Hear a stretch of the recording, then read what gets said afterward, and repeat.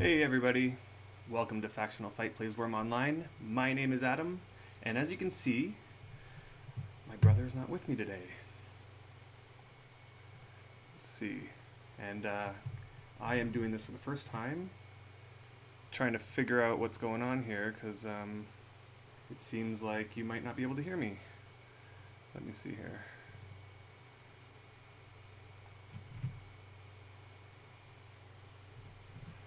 Huh.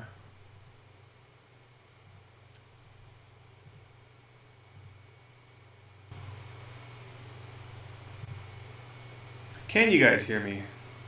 I see. There we go.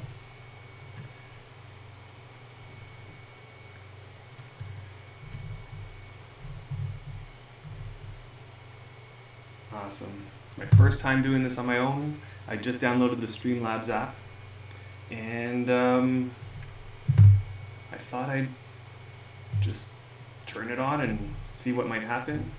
This is going to be like a totally informal stream, like not anything close to what me and my Brian do when we stream our Factional Fight episodes. This idea had been floating around my head for a while now, just, streaming what I do on a regular basis. I probably won't be able to do it very often. Oh, my echoey. The background is pretty echoey. I wonder what is causing that. I wonder if that's my mic. Let me just double check something here. We'll see what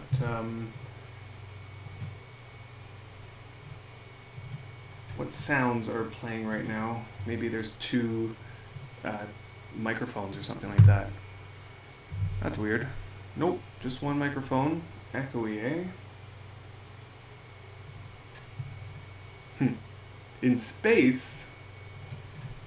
Hey, Retro. So is it the sound is echoey, or you hear two of my voices, or... Yeah, I don't know. Hey, everybody. Hey, Catspur. Hey, Retro. Hey, Joelle. Uptime, who I just found out is Subster. Just learning this stuff. I know there's a way to see who's in the chat. I just don't know where it is. Is it here? Yes, I can now see who's in the chat, but I can't read the chat at the same time as seeing who's in the chat. Is that the way it goes? I see Decaf Smurf, Drakeling. Hey, Drakeling. I'm there because I'm just making sure everything's going okay. It's Papa, Joelle, Worm, Catnip, Nazumi, Retrograde. Is that Slow Cool and Uptime? How's it going, everybody? More like a barrel sound. Hey, and there's a Farran. Alright, well, as I get used to all this, I'm sure that there's a better way to see who's in the chat.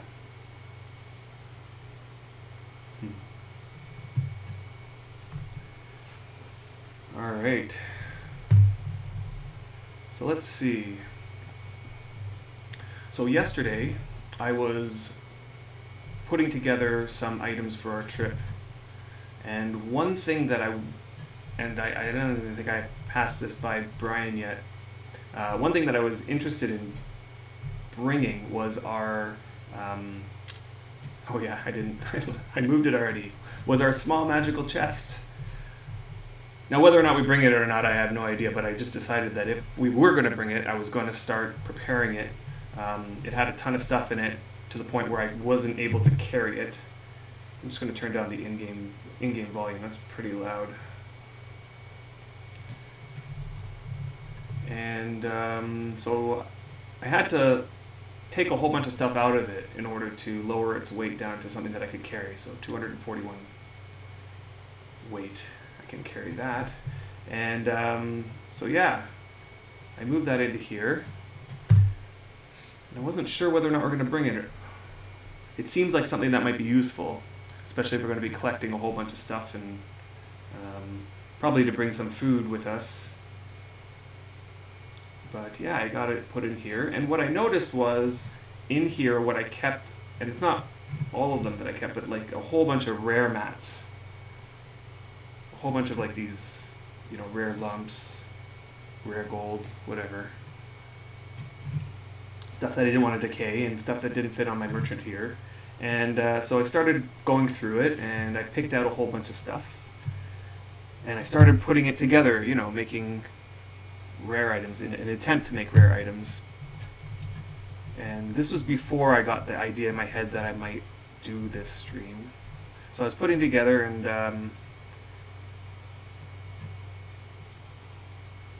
I ended up making one of these.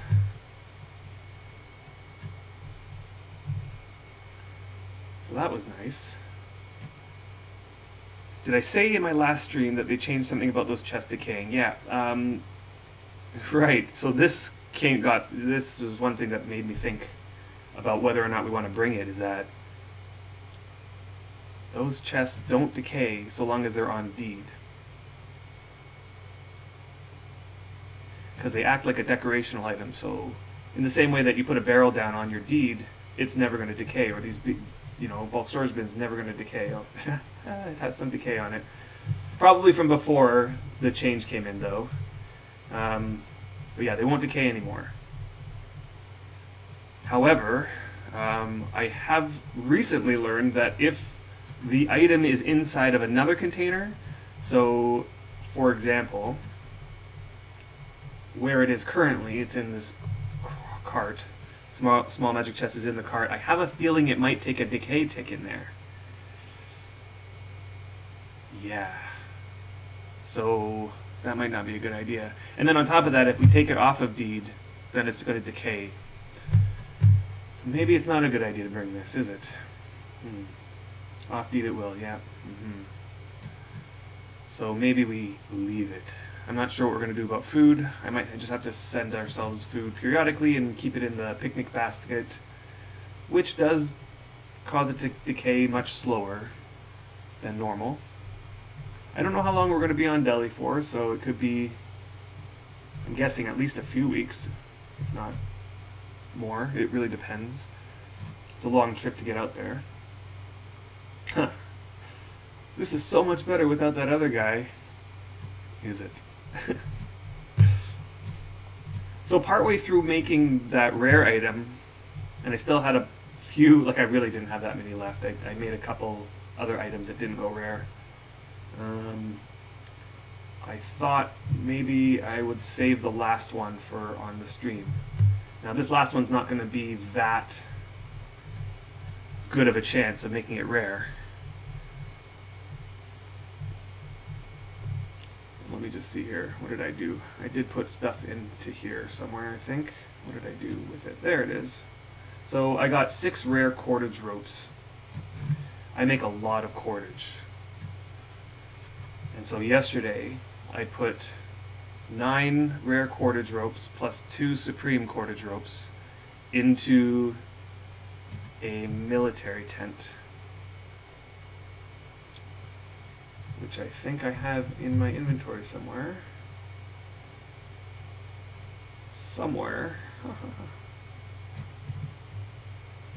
My inventory is so disorganized, so yeah, probably in this bag.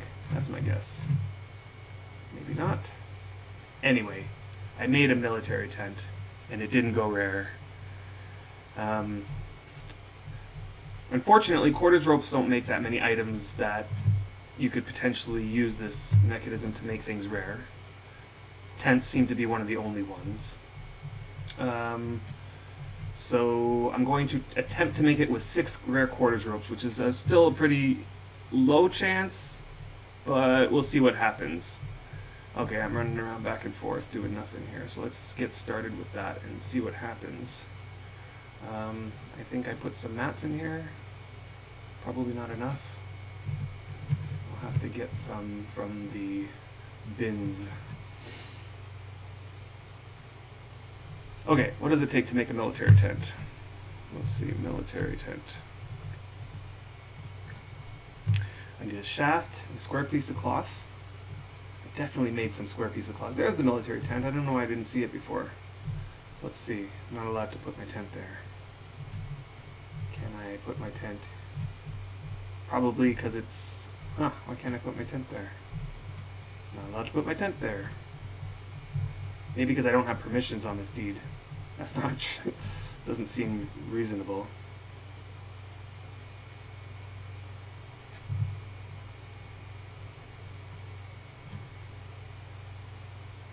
Okay, let's see what's happening here. I have some square pieces of cloth. I have some shafts over here. How many shafts do I need? I need 10 shafts in total. So I have some logs here. I can make some more shafts if I need to. Oh, look, 10 shafts right here. Okay, so let's take those shafts. What else do I need? I need pegs. Ooh, so I'll need another shaft. Let's see, do I have some pegs here? Some pegs, but I'll need another shaft for sure. So let's make a shaft.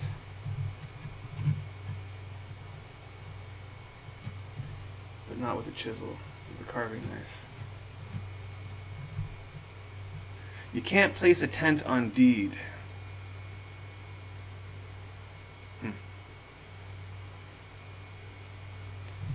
That seems interesting. Okay, so I have 11 shafts. I miss Beecher. Yeah, I miss Beecher too.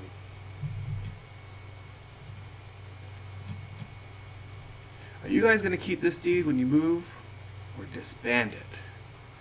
Well, we're not moving.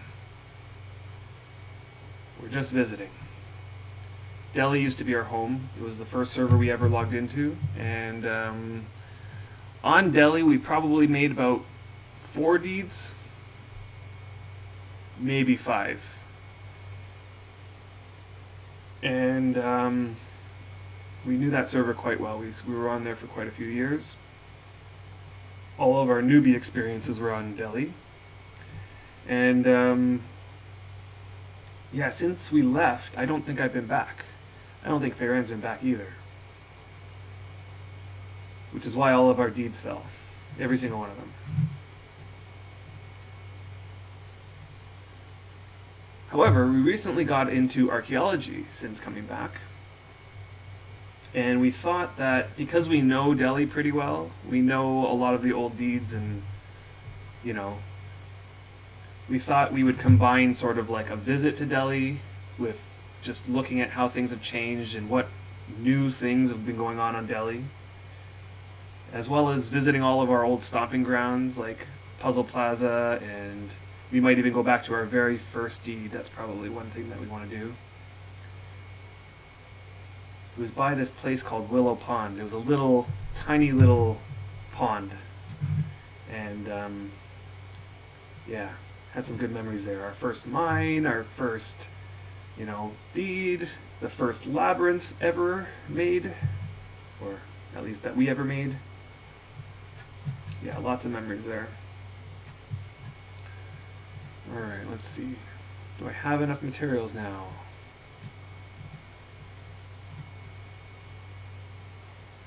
I need a shaft and cloth. And we can make a military tent. There we go.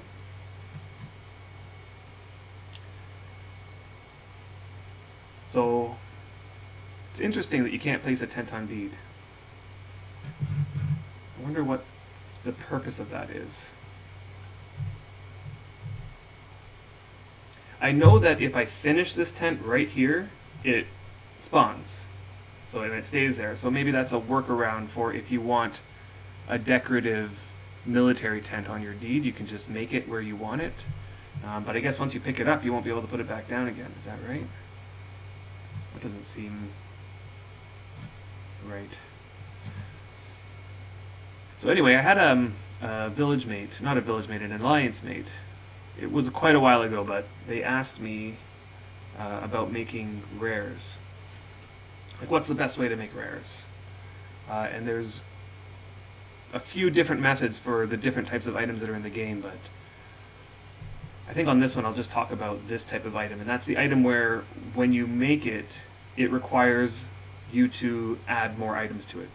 Like, you know, add 10 more cordage rope pegs, and you continue building it. Okay, so if you're making an item like this, and you want to increase the chance that you get it to go rare, one way to do that is to include rare items as you combine. Okay, so combine rare items into it. Now this doesn't guarantee that it's going to be rare, of course, it just increases your chance, and the more rare items that you put into it, the better chance that it will become rare. Now I'm only going to be putting 6 items.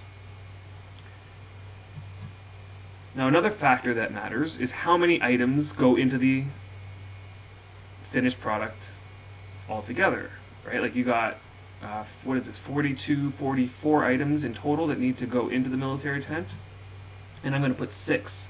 So these 6 items, each one is going to give 1 out of 44. A chance of 1 out of 44 that it will go rare. Okay, so I'm going to get 6 of those chances. Now those are pretty small chances, 1 out of 44. If I had more items that were rare, like if I had more square pieces of cloth or shafts that were rare, each one would give that small chance. Now of course that means that if the item you're making has not that many items, not that many pieces to it, right? Like for example, I know one thing that everybody makes rares is rope tools. Rope tool. Let's see, because rope tools, a plank and a shaft, and 3 large nails. There's 5 items that go into a rope tool. Right? So each item that you add to it gives you a 1/5 chance that it'll go rare. That's a 20% chance. That's a pretty good chance. And that's why you see rope tools all over the place that are rare, or rare rope tools, and you know, that's why they're so inexpensive. I saw a guy selling a Supreme rope tool for like 8 silver or something like that. It got snatched up right away, but 8 silver for a Supreme, that's just insane.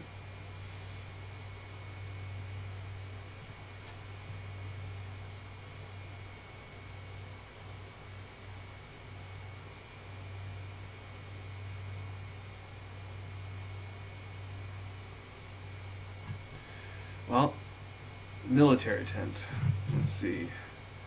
I couldn't think of anything else that I could use a cordage rope for. Well, am I going to need more shafts? What happened to my shafts? Nope, I guess not. I'm going to need another shaft.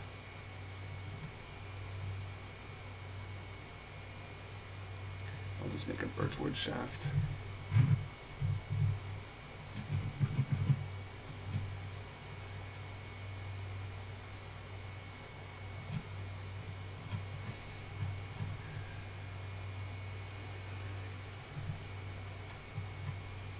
So I really hope this turns rare. That would be really nice.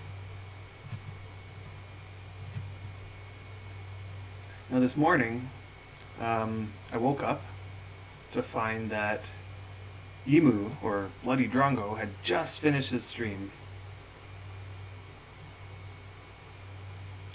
It always seems like that. His recording time is, he probably turns his stream on about 4 a.m.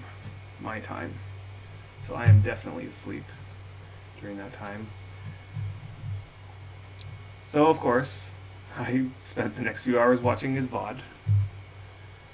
And as I did that, I started jotting down some ideas that I could talk about on the show. At first I was thinking this would be a list for the show that we would make next, and probably will be. We'll probably talk about a lot of this stuff again. I'm really only spouting out my ideas with no Brian here to keep me in line. I don't know if you guys notice, but he keeps me in line a lot. Otherwise I could ramble and ramble and ramble, just like I'm doing right now. But maybe some of you like that, I don't know. Yeah, I sometimes catch the end of them too, because if I wake up at around, if I wake up before 7, which there are times where I might do that, I might catch the last 10 minutes, 15 minutes of it. Buddha does that with you. Keeps you in line. Yeah, I noticed that. You know, when you were on our show, it was just you. You were way more open. Lots of questions get answered. Buddha seems a little bit more reserved in what he wants to reveal.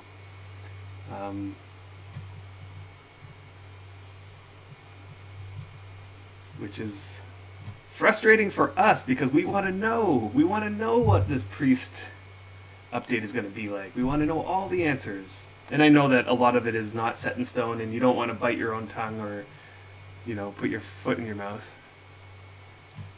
I know. Yeah, it's still a work in progress. You don't want to say something and then later it gets changed. I understand.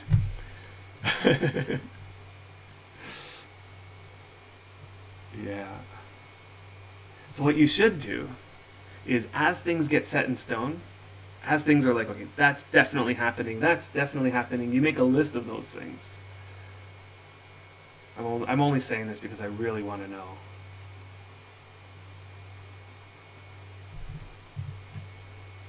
But yeah, if you create a list of those things and then you can strategically release them, you know, put a little hint there and drop a little hint there, and you know you'll have the list of things you're allowed to talk about. Or do you guys already have that? You already have like a page where we are allowed to talk about these things and we are not allowed to talk about these things yet.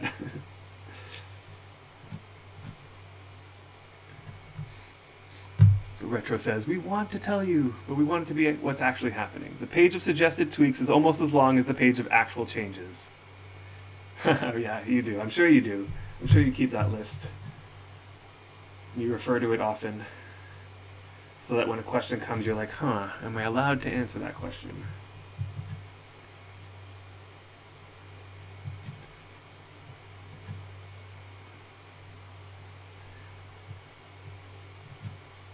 So, I am really curious about the priest update. Personally, I have 2 priests that are pretty strong. Both of them I made from scratch. Both of them are mine. The first one I made when we were way back on Delhi. Like, I skilled that thing up right from the beginning.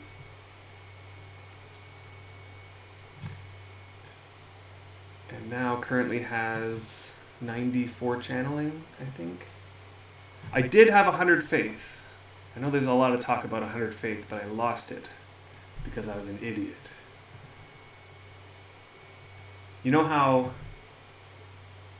when you want to mend something, so you want to bring its quality down, it needs to have a little bit of damage on it in order for you to cast mend on it. So I was on my priest, I'm like, okay, I want to mend this. I can't remember what it was. Maybe it was a shovel or a pickaxe or something like that. And so I went to go damage it, and I couldn't think of how to damage it because I was up in my building on like the 4th floor, and there was no way I could dig or something like that without going all the way to the bottom. So I just activated the shovel, right-clicked the BSB that was next to me, and started destroying it. And it made a little bit of damage. And so I would mend, and then I would just, you know, destroy so I get more damage, and mend again. And I did that maybe 7 or 8 times, I think, before realizing that each time that I hit the destroy, it gave me a faith hit. So now I'm sitting at 99.3 faith.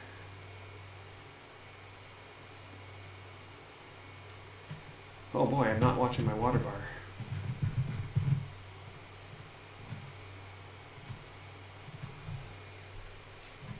Yeah. So I'm going to need a sermon or 2 or 5 or I don't even know. Depends on how big the sermons are. Because I hear that we're going to now be able to cast things like life transfer with just a single priest so long as you have 100 faith. Yeah. Can't wait for that. Except for I'm going to have to get 0.7 faith in that time. Yes, priest restrictions.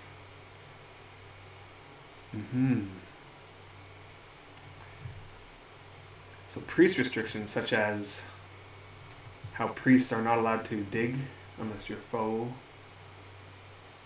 There's got to be another one that can dig. or mine. Well, we'll see how that goes.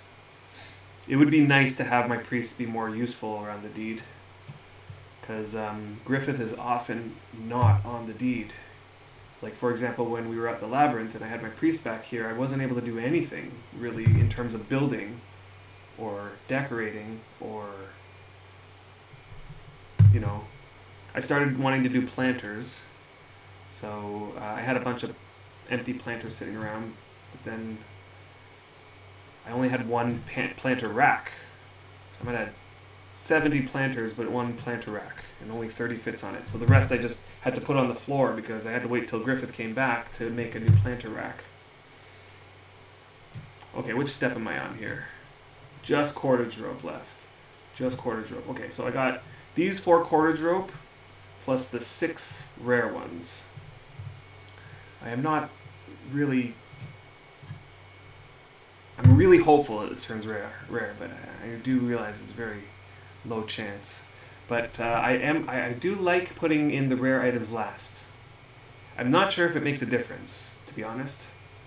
I could probably put them in at any time and it works just fine. But we'll see. Yes, 100 faith will be the cap for non-right spells, I believe. Yes, that would be awesome. Because as it is, if you are linked with another priest, and this is only from my understanding, I could be completely wrong, but if you're linked with another priest and you go to cast a spell, being linked increases the difficulty.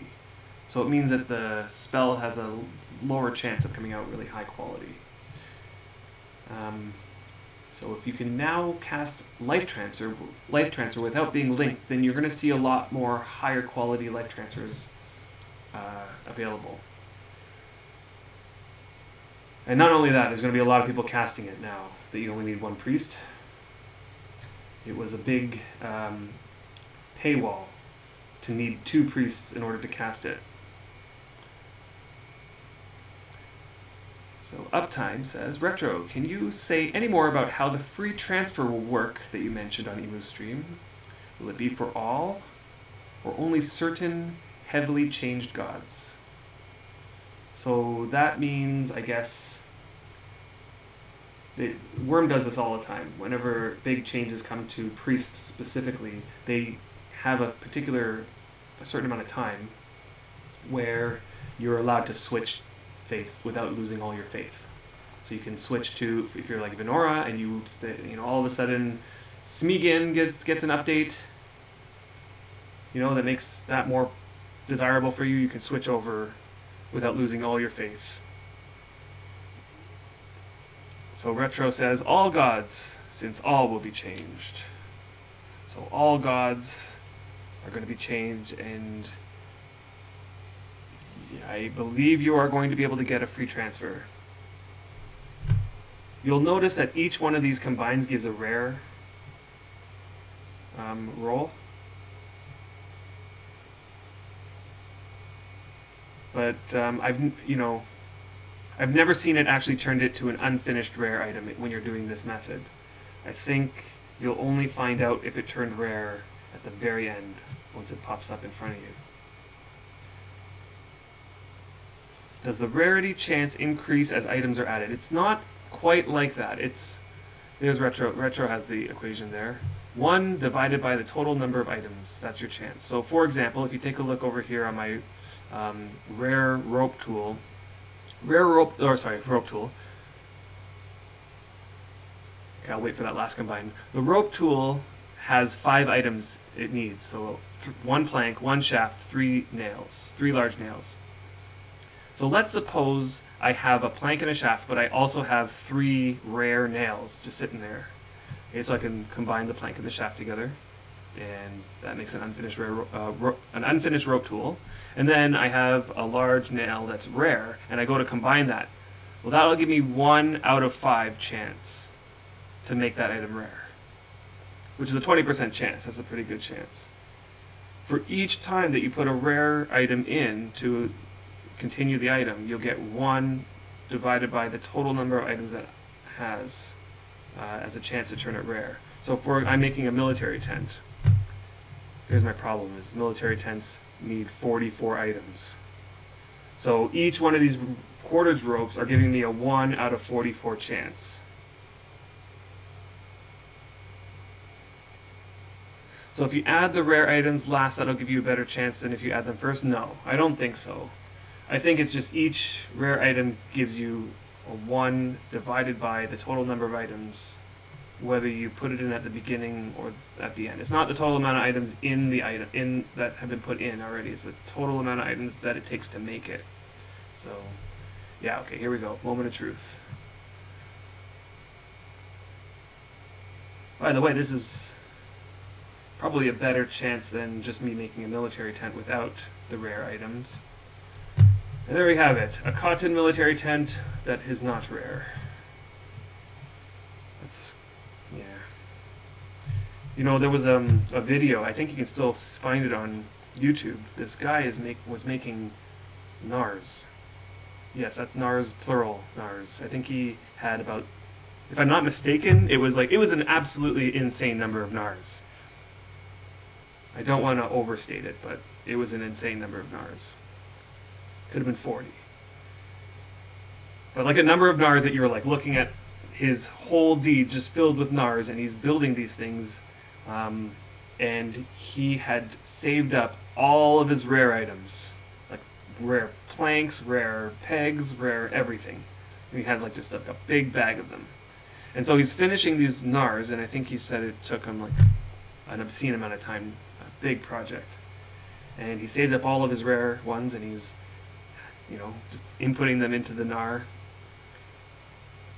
He spent a couple hours showing this process, and in the end he didn't get a single rare NAR, not a one.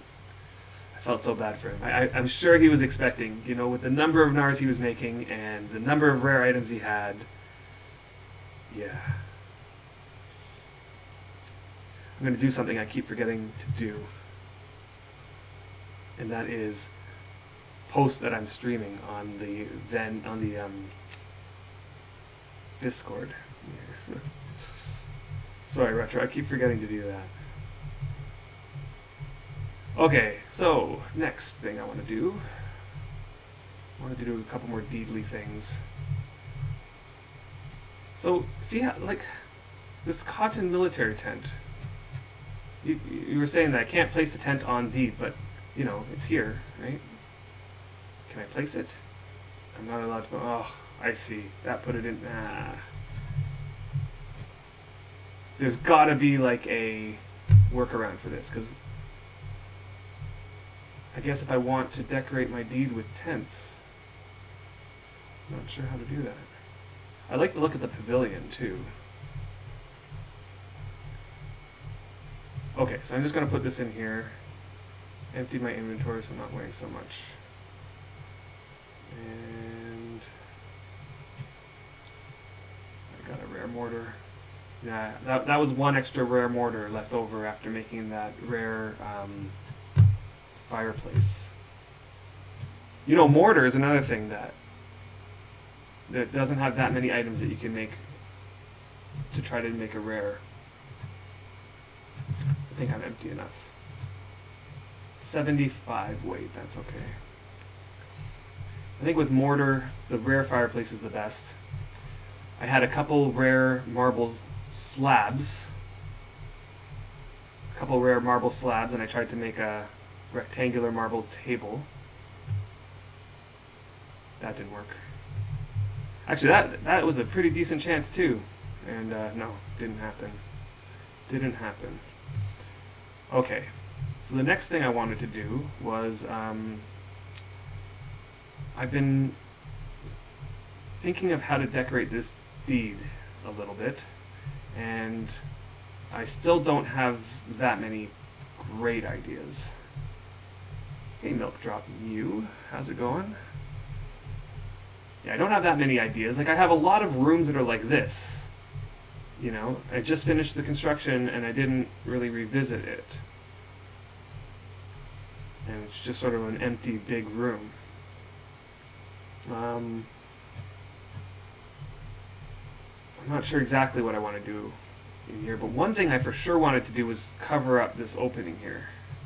I wanted to cover up this opening. This opening was intended at the time to be sort of like an access to the platform just below. This platform.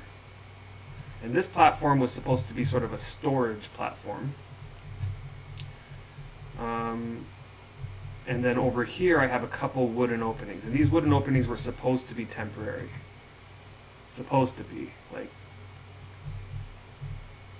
they are temporary. And yet, years after I made them, they're still here. So I wanted to fix this up a little bit. I wanted to cover the opening up there with the carpet. And not sure what to do about that opening over there. And I wanted to do something about hiding this ladder here. So I might just have to move a couple things over or make another rack or something. This ladder's not so bad. I like how it looks. But I might rearrange something here. Anyway, so I'm going to go over to my... there's a couple more rare forges I made. Using that same technique, by the way. You know, after a while, you just save up all these rare mats and you just, let's just put them together. Let's see what happens. Another thing I wanted to think about, maybe I'll think about it on this stream, but I don't think I'll be able to get to making it, is how to get access to this little landing with a horse and cart. You know, like how do I get up here? Currently, if I want to get, bring stuff up here in order to, like, let's say I have some cotton. I want to put it into my bulk, where's my bulk cotton? My cotton bin, so 900 and, let's say I want to put more cotton in there. I'd have to load it into a large cart and drag it up to here. That's why I made this one. This is the Tinker's Workshop hauler. So I made this large cart so that I could just haul stuff up. Mostly I was using it when this place was under construction and I didn't have the bridges connecting to the top floors yet, but I now have it so that everywhere on this, in all these buildings, every floor, every room is I can get there by a horse and a cart, except for this place right down here, which is the place where you overlook my blacksmithing workshop area. Which wasn't a big deal until for some odd reason I decided I'm going to put my tailoring station over here. And now I'm having the difficulty of trying to bring stuff up. Like, it's so much difficulty that down here, I have a bulk bin that eventually needs to be brought up. I think at one point I broke the floor here and put an opening to haul up some stuff, and then I redid the floor again. I could do that again. It's just such a pain. I wish I could just get up here with a horse or a cart or whatever.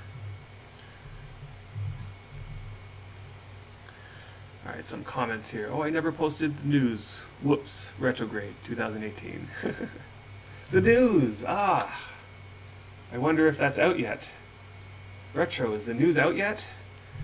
I'm very excited to hear the news this week.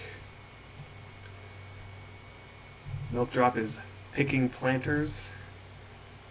Do you guys still have Winter's Night, by the way? Or was that this deed renamed? I lose track. Yes, Winter's Night. Yeah. Retro forgot to post. I am waiting anxiously. So, Winter's Night.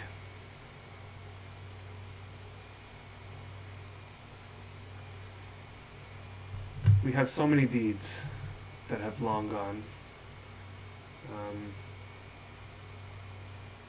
I did originally call this one Winter's Night, but we later refounded it. We did this on stream. I can talk about that story later because that one's actually kind of funny. But I think this was the third deed that we named Winter's Night. When I came here and planted this one, that was the third deed. The second one, called Winter's Night, was the one that I had on Xanadu when I first moved here. That was a bit further north than me. It was the one that was like on a whole bunch of landings. Like it was on the side of, it was right on water, and then there was like a big sort of hill. And I made a whole bunch of platforms on it. And at the time, that one was like way too big. I made that deed way too big, and at the time, Feyran was taking a break from the game, and so, yeah, I never finished it. Never finished it. Now, the first winter's night, Feyran's probably not listening, but he'd probably correct me, because I might be wrong about this. But the first winter's night... Huh. You know what? I'm drawing a blank. I don't want to say. I can't remember exactly. But there was definitely one deed on Deliverance that we made, and we called it Winter's Night. The reason why we call it the Winter's Night and Autumn Twilight and those is named after a book series that we really loved as young adults, probably even teenagers. So I can't keep track of which one was which. We definitely had a Spring Dawning and a Summer Flame as well.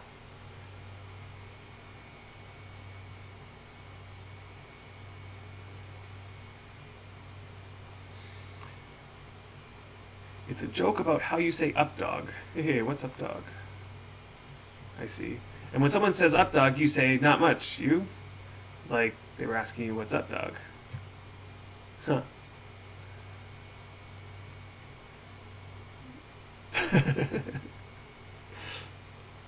Well, at least he explains it for me, because I would have been in the dark about that.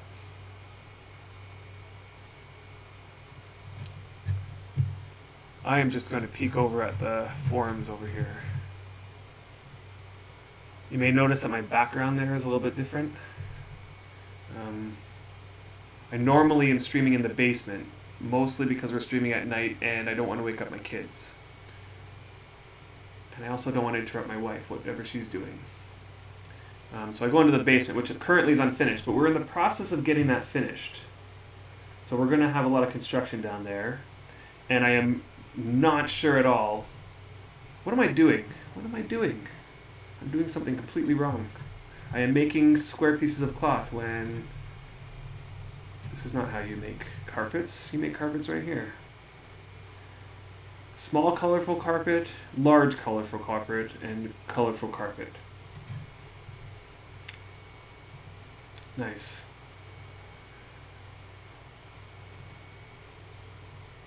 How many pieces did I make? 10. Okay, so that's okay. I now have 10 pieces of cloth. Okay, how much string do I have left? Not very much, so I think I'm going to have to do that first. That's what I should have been doing. I should have been making cloth. Not string, I mean.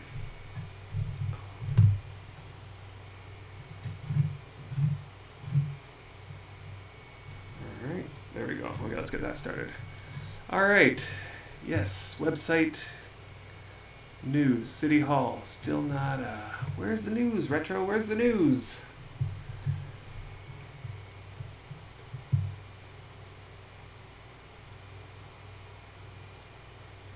Currently, I'm very sure it has looked the same in the past years in your videos. But the bookshelves poofed recently. Yes. They poofed recently because we cleaned out the basement. We removed everything except for my desk. And a couple other things that we're going to eventually remove, like my guitars and things are down there still. So yeah.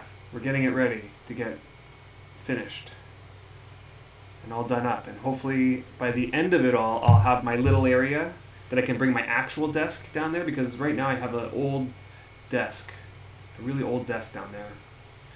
And I recently bought myself a standing desk. Not a standing desk, but it is a standing. You can adjust it to be whatever height you want. So like this one, I can make it go up and down. Right, so I can bring it to sitting, I can bring it to standing. Currently I'm sitting on a really crappy ergonomic chair.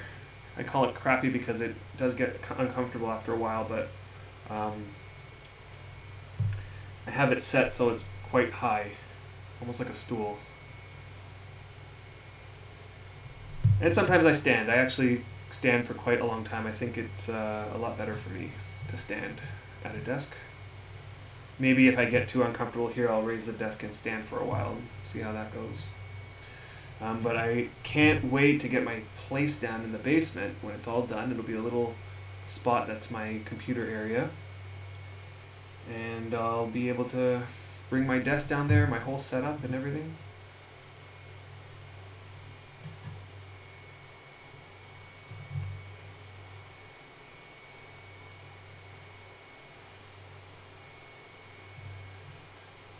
So yeah, I was talking about Emu's stream and the priest stuff that, you know, I went into that video thinking, sweet, we're gonna get like all these tidbits about exactly how the priest system is gonna be, and there was a few teasers, a few things I didn't know, but it's still quite vague in my mind exactly what is going to happen, what's going to change. How is it going to affect me? That's what I really want to know. How is it going to affect me? Yes, it was more of a generic Q&A, which was our goal, yeah. Yeah, I know. I know how it goes. I know how it goes, but I jotted a few things down. One thing that I'm kind of excited about is that there's going to be new spells. New spells. I wonder what they're going to be. Or at least revamps of other spells that aren't used very often, or, you know, aren't, you know, functioning well. So there's going to be new spells, and Buddha did say there's going to be at least 10 new spells, or something like that. Which is good. I like new spells. I'm very curious about them. I know that probably a lot of them are going to be PvP related, especially a lot of the current PvP related spells are probably going to get a new revamp or update, or new, it's going to be more well thought out. I do hope that there's going to be something though for the PvEers. Ooh, Retro says, I know one big PvE one. Tell me. Tell me. Ooh, next few weeks this is going to be on test. Okay, so I am totally going to be going on test and testing this stuff out once you guys announce that it's going to go on test. Can't wait for that. I was always so scared of going on test so long ago, but then that last time that I guess we recorded it. We recorded ourselves going on a test, and Brian led me through the whole process of going on test. It actually was quite fun. You guys had it all set up nice and ready for us to test stuff out. It was great. So now I'm less afraid of going on test, and I'm very curious to know what this one big PvE one that you know of, that I presume you could tell us, right? You can tell us?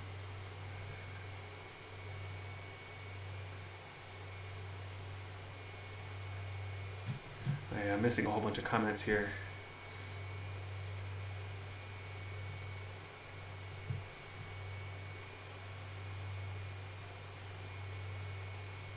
My goal is a shrine based on every Zelda location. Nice.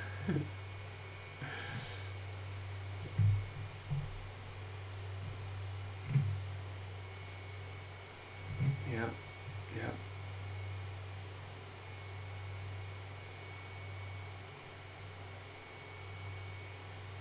The big PvE one still needs balancing, but I think it will prove very useful.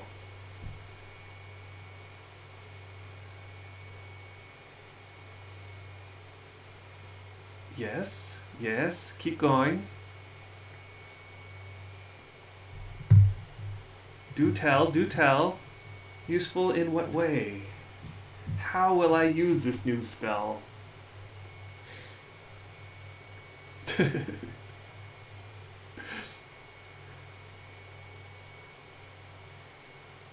His next message will be, oh, gotta go post the news now. See you guys.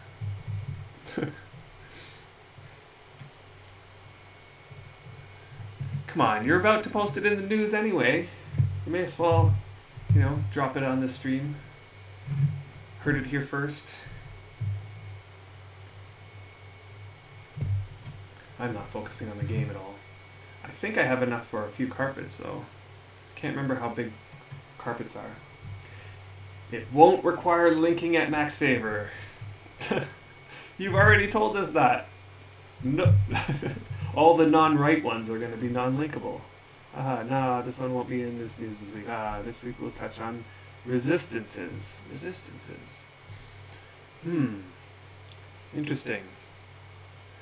Are you talking like slash, like, you know, weapon resistances, like bash and slash? Or are you talking about like poison, fire, ice, those ones? What is the other one? Acid? I do recall you mentioning something about those in the last update. Spell resistances. Spell resistances. That's interesting.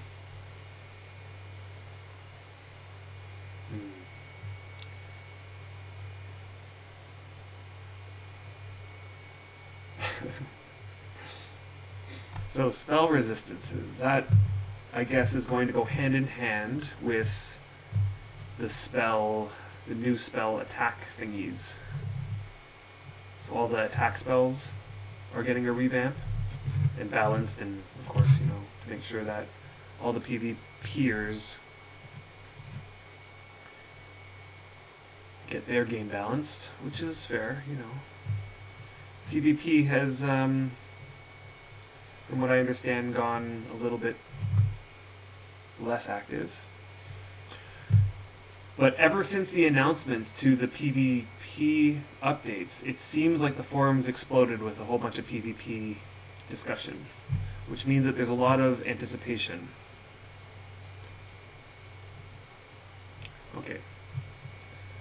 The yellow one is the large colorful carpet. Do I have another one? And the red one is the small. So the blue one is the medium.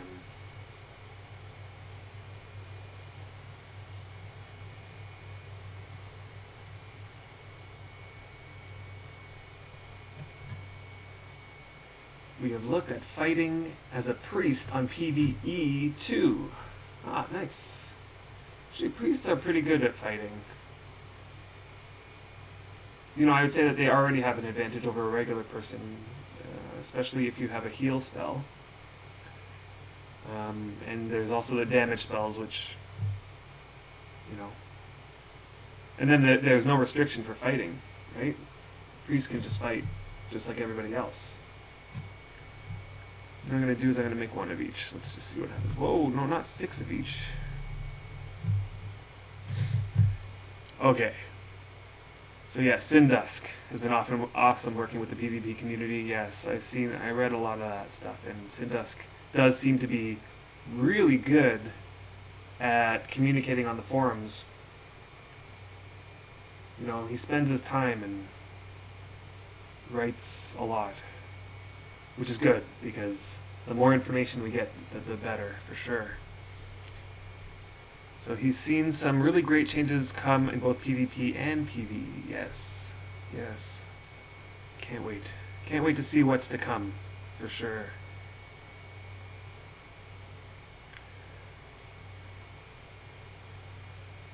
Yeah, Milk Drop. I totally agree. He definitely... the way he makes his posts are very well thought out, thorough, and it's obvious he spends a lot of time doing them. You know, quoting this, that, or the other quote. And so I only have a 14% chance. I'm doing something wrong here. I meant to do this. One of these, and one of these. There we go. That's better. I don't know. You know, I was watching Cat's Purr. Right near when she started streaming, she mentioned that she was having trouble keeping track of, you know, playing the game and reading the comments and talking and keeping track of where she was, and I totally sympathize, totally. It's much easier when Farran is recording and doing that stuff. Okay, what do I got here? I got a large colorful carpet left, and I don't have enough.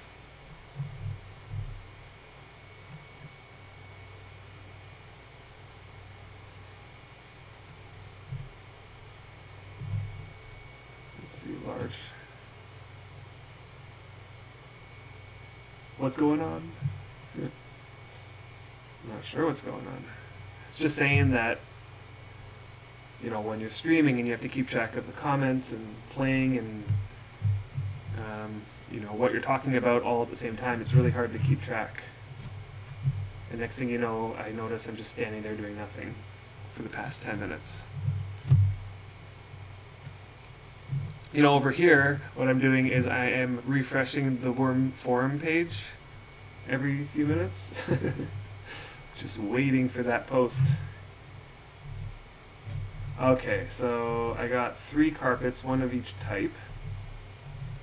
I'll just bring them over to those spots.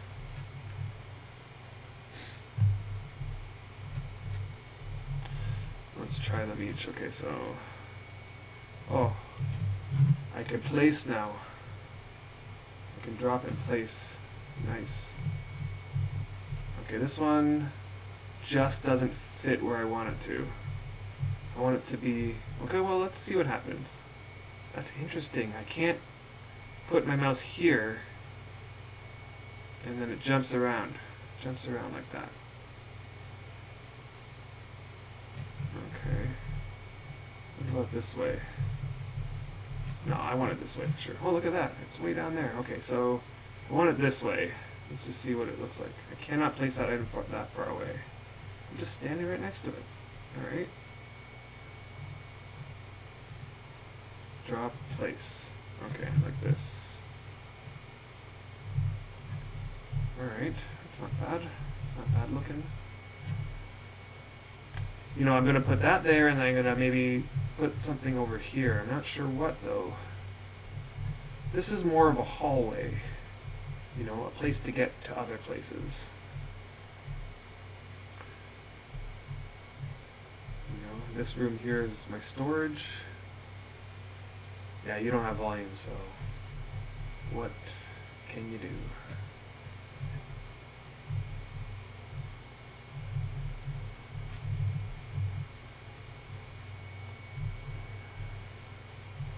Alright, so that's okay. That's not bad. That blue one there.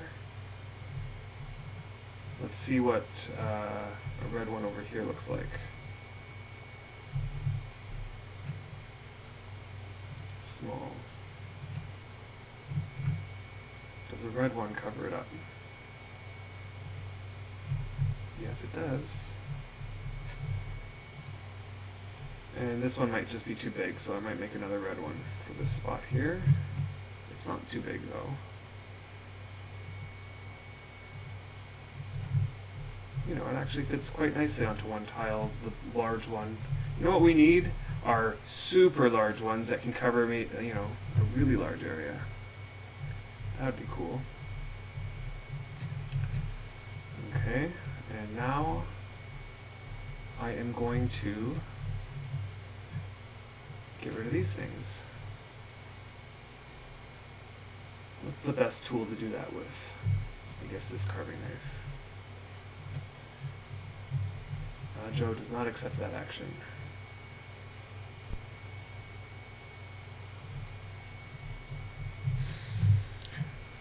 Alright, let's go back to my list of things here.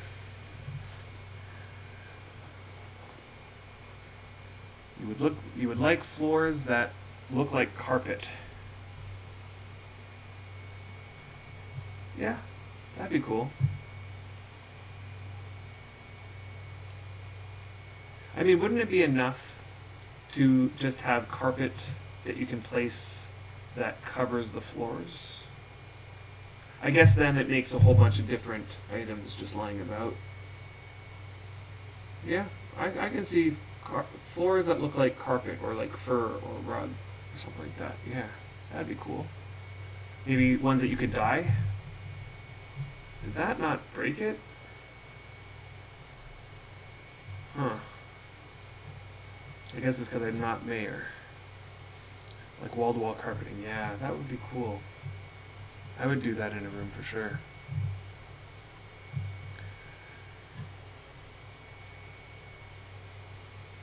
So one thing that was said in the video, in Emu's video, was that the intention is to not only just balance priests, balance all the different types of priests and make the system work properly, but also to future-proof them, which I like that. Syndesk I've heard as well talk about future-proofing Worm in general, and I think that that's the right approach, and I know that the Worm dev team has been doing a lot of work on making sure that anything that they put in is something that has systems in place that can be adjusted later. Right? Like, for example, a system that was not future-proofed was the god system, where people can ascend to gods, become a god, and it adds a new player god to the world. And then after a few gods come in, you start realizing, wait a minute, if this keeps going like this, that doesn't seem balanced. Right? So it didn't have the future sort of like long-term, what would it look like years from now down the line.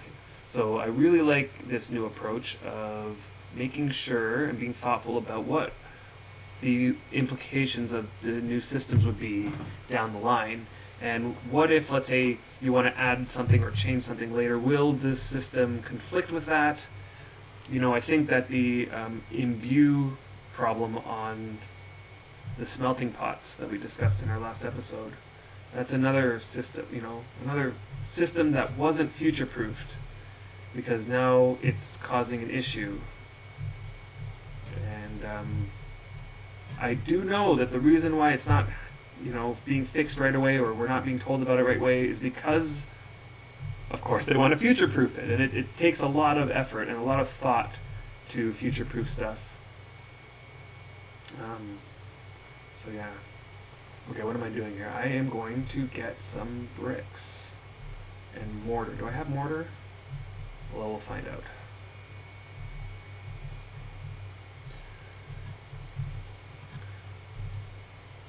Now, another topic that was brought up, which got me thinking, was the golden hand mirror that will allow you to change your looks in the game, which would be very cool. I mean, like, the mirrors in general. Let me see if I even have one here. I must have one. Maybe I don't. Oh yeah, there's I have two. Interesting. Yeah, there was a way to get a couple a long time ago. I think that those ways have been removed. But I grabbed a couple extras at the time, and yeah, I never decided to switch my looks. Adorable horsey news. Ooh! Ooh! News! Yay! Alright. So I'm going to switch topics now. I was about to talk about this shop idea and the golden hand mirror. Okay, I'm going the wrong way too. Okay, first I'm going to think about what I'm doing, so I have it set in my mind. Then we're going to start reading this news. So I'm going to go get some mortar, I'm going to go get some bricks, and then I'm going to go finish that path there. Okay, mortar, bricks, news. And I have to move it so I can read it better. Okay, here we go. Greetings, Wormians. Time sure flies when you're having fun, and these past 2 weeks have gone fast. We've been hard at work testing and ironing out the new priest and spell changes to get them ready for release. Unfortunately, with the sheer amount of things being changed, internal testing is ongoing. So while it's not quite ready for public testing yet, we do have some exciting things to share with you today. But first, yes, okay, so mortar. Not much mortar left. Might have to do a mortar making. Let's just take 50, or 60 rather. Don't know how many I'll need.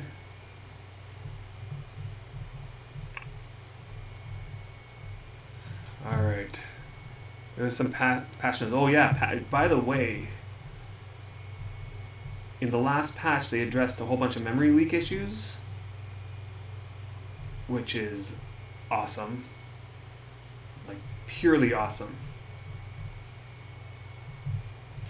Oh, where do my horses go? Oh well. And I definitely have noticed the difference. It makes a big difference.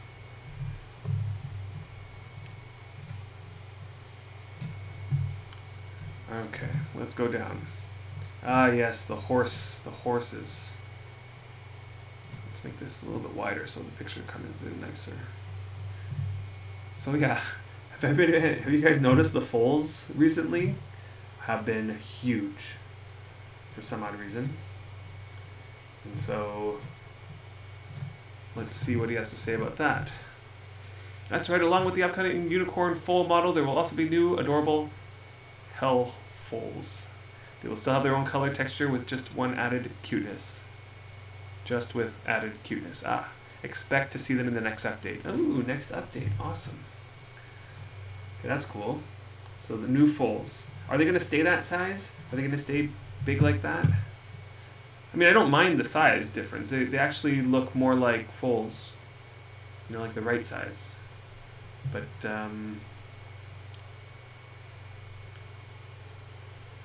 oh, Subster, you want that golden mirror. Yes.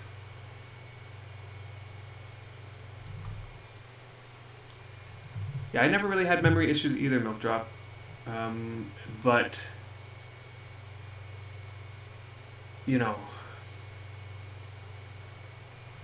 there were rare occasions. Mostly when you're on a long journey. At the end of a long journey, you'd have to log out and log back in. Okay, so let's put some bricks here. I'll put the same amount, I guess. Yeah, what do you guys think about the horse, the foal sizes, like how they're bigger now? Yeah, it's hard to tell in the picture. I can show you. I have a couple foals. They're quite big. They are quite big. Yeah, at least in comparison to what they used to be. They used to be small, like really tiny. You know, what they should do is make them come out like when they're just born. Make them as tiny as they were before. And then slowly scale them up. Where are my foals? Where are they? Is it just a bug right now? Yeah. I wouldn't mind if the foal grew up, got bigger and bigger and bigger over time. That would be cool. Okay, but currently there's a foal right there. Let me get closer. So here's a regular horse, a venerable one, and then here's the foal. And they come out that way. I could not imagine how this thing comes out of that thing. Yeah. So if that's a bug right now, you know, it would be really cool if they came out like they used to, but then grew up into this thing just before they hit the young, and then they turn into the young model. You know, horses grow, when they hit the adult model, they still grow, right? They get bigger and bigger. Each horse seems to have its own size. Okay, the next little bit in the news is about Modern Renderer. Feedback, addressed issues, stability, memory usage, blah blah blah. Starting the next update, the Modern Renderer will be the default renderer. The Legacy Renderer will still be available as an option in settings, but will be phased out in the future. Interesting. I kind of remember them mentioning something about how the Modern Renderer, or was it the Modern Renderer that wasn't going to be working on, or didn't work on Macs at the beginning? I wonder if they fix that issue. Okay. So I am going to put back these floors here, but put them as floors. Floor above. Floor above.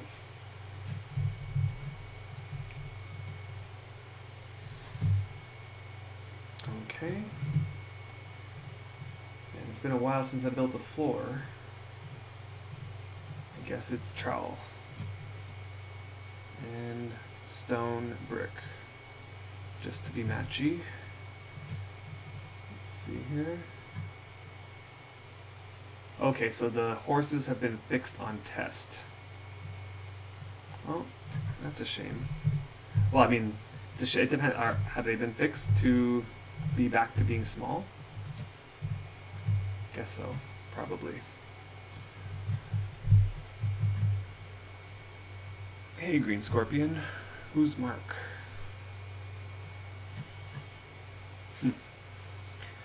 Okay, here's the piece that Retro was referring to, resisting. So it's been a question, how resistances work versus spells. And I guess this is really something that PvPers would be more interested in. Unless PvE is getting something that would require you to be thinking about resistances, which would be interesting. So the way of approaching this for us was aimed at avoiding cases where spells could be spammed and increased diversity in casting. So we've implemented a system that will have individual resistances apply, each balanced around the specific spell in question. Individual resistances, each balances around the specific spell in question. This gives us the ability to balance resistances against spell effects without impacting spell casting in general. Spell resistances, I'm sure that's a very technical thing that happens in the background, but I don't know if that... I don't know what that means for us as players. But there's a system that seems like it will allow them to...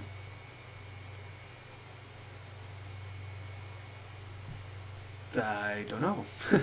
This gives us the ability to balance resistances against the spell effects without impacting spellcasting in general. So you're not going to change how the caster is casting it. It will...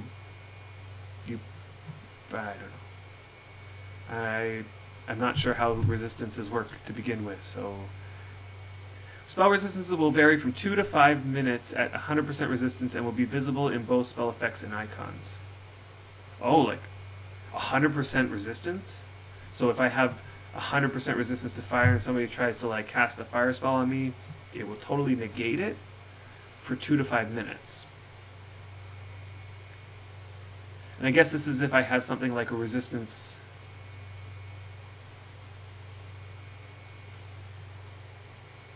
Is this in regards to the resistances that you're getting from the jewelry items that we're wearing? Like you announced, Retro announced last news that there were new jewelry resistance items or whatever. Okay, here's Retro saying, so when you get hit with Light of Foe, you'll have a resistance in the future cast. Okay, instead of being generic resistance to all spells, it's now specific. I didn't know that that's what happened. So it used to be that if you got hit by a spell, you were then resistant to all spells afterwards for a little while. And now it's switched to if you get hit by a spell, you will be resistant to that particular spell for a while. At max time it's 100%, at half time it's 50%. I see. I see. So if you get hit by a spell, then somebody casts that same spell on you again immediately after, you'll be 100% resistant. But if they wait a little bit of time, they'll be like 50% resistant, and then if they wait a little bit more time, they'll be no resistant again. Do you gain resistance to heal spells too, or just offensive type? Oh, I don't think they're going to be touching heal. Oh wait, that could be wrong. I shouldn't speak too soon. They might touch heal, but they would have to think about how that might affect events like rifts and unique fights, as well as PvP.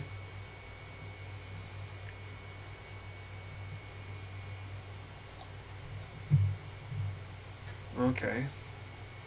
Well, spell resistances, I'm not sure how much I'm actually going to notice that too much, because it is very rare that I cast spells to attack, or get spells casted on me to attack me. See you later, Joel. Thanks for dropping by.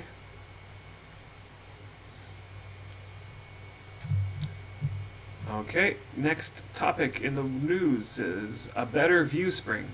A better view spring. I'll catch on. It'll catch on, I promise. The new spring starter redesign. Ah, that's what he's referring to. It's up for all you to pick out your favorite. To check out the entries, vote for your favorite, go here. Okay, so there's a new topic.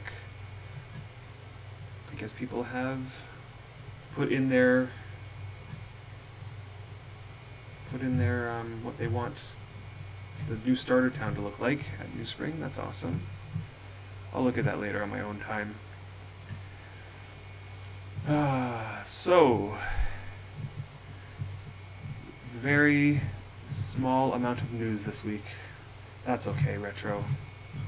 I know not every week can be chock full of goodies, but yeah. Okay, done with that. That's kind of good. You know, I might actually want to get rid of this one too. I have an opening over here that I can use.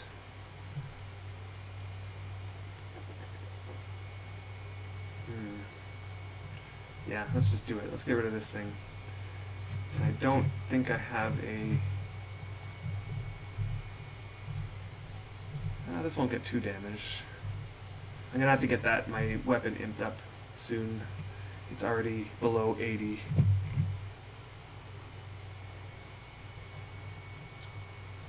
So Retro finishes off the news with saying it hopefully in the next week or so will be at the stage we can open it all to public testing.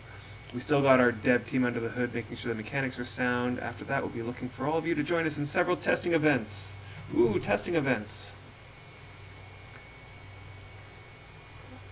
Gotta see what time those are and see if we can join in. From simulated fighting to more structured combat. Huh.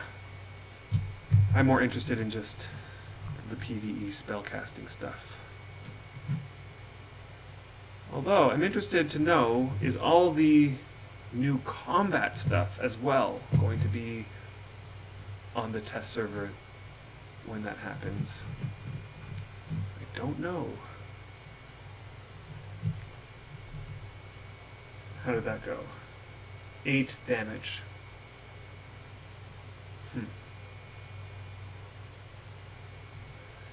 Alright, let's do it. Let's see what happened to my, yeah, not bad. Okay, so I'm going to go back to the topic of the shop, which it did sound like Retro and Buddha were had mentioned that it sounded like it was on the back burner, sort of. It was announced that a new online shop will be available where you could buy items from their web store to get them into the game, and one of the items mentioned was this golden hand mirror. Now the benefit of the golden hand mirror is that it allows you to change your looks, but also you can change your sex, your player's gender. I do know somebody who, because of the way you create your character, accidentally picked a male when they really wanted female, because the default is on male. You know, a really easy fix to that is make it so that the default is nothing, and that you have to pick one in order to move on to the next stage of creation. I don't know. Anyway, they just went okay, and clicked forward, and the default was male, and they just went into the game, and Next thing they know, their character was male. I believe I guess there's no way to delete a character, right? You kind of have to wait the 3 months for your free character to delete, so I guess they just continued playing it and premiumed it and got their skills up, and now they're male. They've just been dealing with it. But with this announcement of the Golden Mirror, there's hope that they can now change their gender. Now that got announced I don't know how long ago.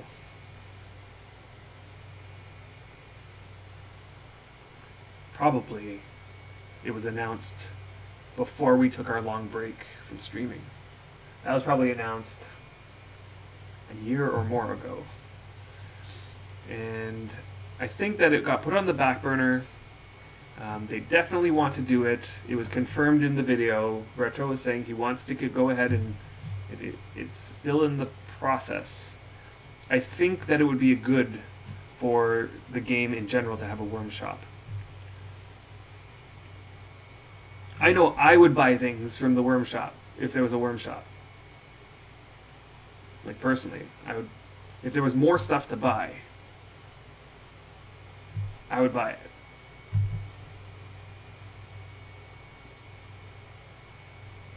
And I know other people would too. And it would be a great source of income for the game. But on the other hand, I do understand from the like business perspective why it would be better to wait.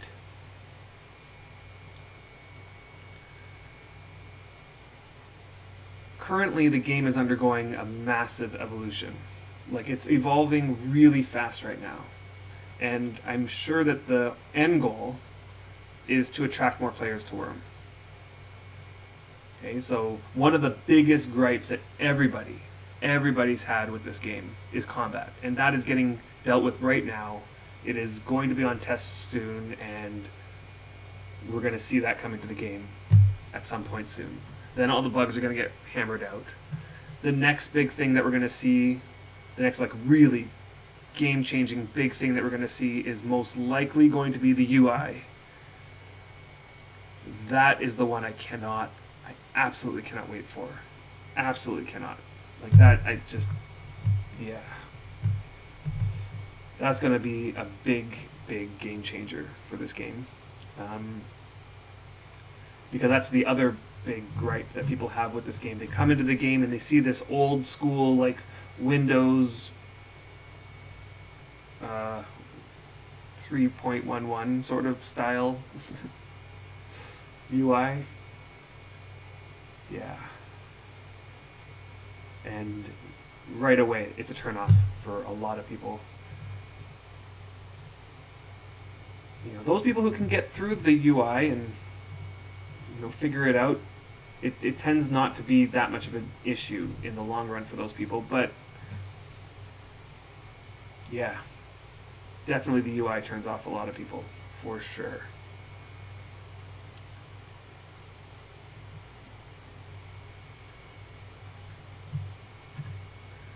So once they get those things in place, and once those things make their way to Worm Unlimited, and once the word gets out and people start retrying Worm Unlimited, let's say, for example, because it's in their Steam account, right? They'll see big update to Worm Online or Worm Unlimited or whatever. And there's no risk to trying it out because it's in their Steam library and it's only like a 500 gig download, maybe 1 gig or 500 meg download. Actually, it's probably more than that, isn't it? But nonetheless, it's a little download and you can just try it out and see what the changes are, and it might attract people back to the game. It might attract old veterans back to the game. It might attract the PvP crowd back to the game. And, you know, I guess the hope is that the population grows. Which it may. It may not. It may, though. And I hope it does. Because this is such a wonderful game. It would be great to have more people discover it and fall in love with it. And, yeah. How can Worm compete with Ark and Conan Exiles? Well, I haven't played either of those games, but I also haven't heard that many positive things about those games either. I have heard some positive things, but I've also heard a lot of negative things about both those games. So, same could be said for most games, though. You know, and one thing that can be said about Worm, though, is that the people who love it. Like, they just will play it forever. This game I'll come back to, you know, over and over again.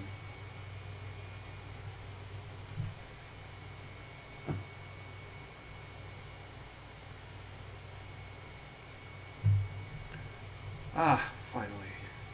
Here we go. That's interesting. The carpet fell. And the carpet that was up there, did that fall too? I guess this is a no-no. You're not supposed to have a ladder opening that leads down to nothing. Okay, well, I'll fix that.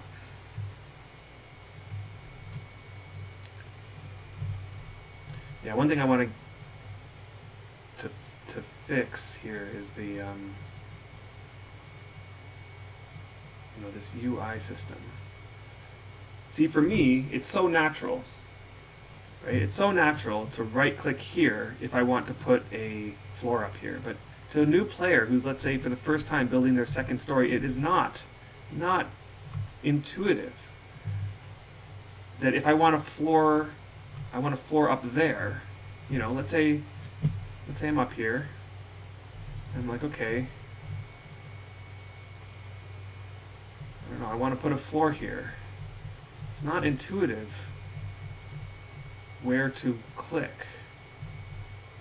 You know, it's the same with trees, chopping down trees. Not intuitive where to click if you want to build a floor. But here you got to build the floor above, and then add to the crafting window if you so choose. You know, it's just not intuitive. Okay, so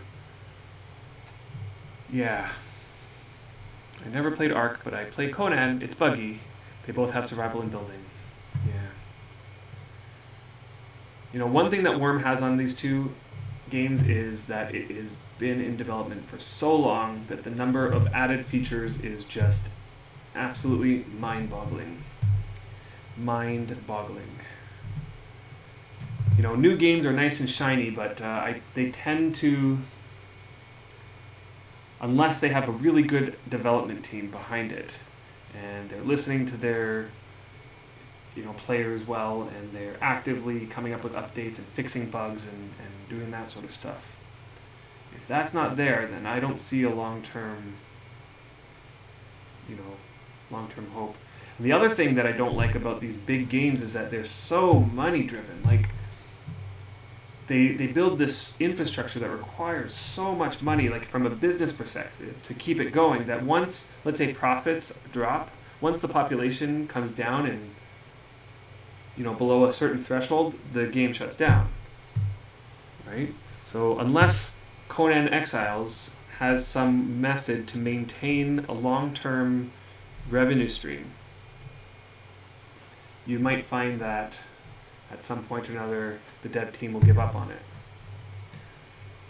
You know, so there's like the business of making MMOs is very precarious. Okay, this looks so much better now. We're gonna fix this.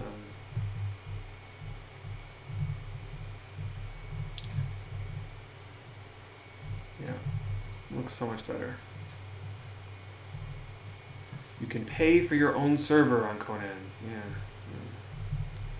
You know, I've never been a fan of games that have more than, you know, that have player-run servers. Never been a fan.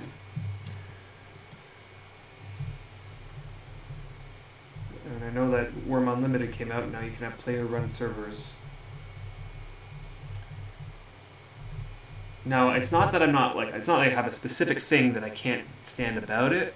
It's that I'll try it out. I'll play it on these player-run servers for a while, but then I won't. I'll stop and I won't come back.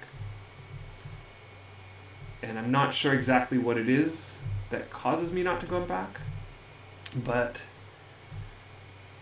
it's definitely has to do with the fact that it's not an official server.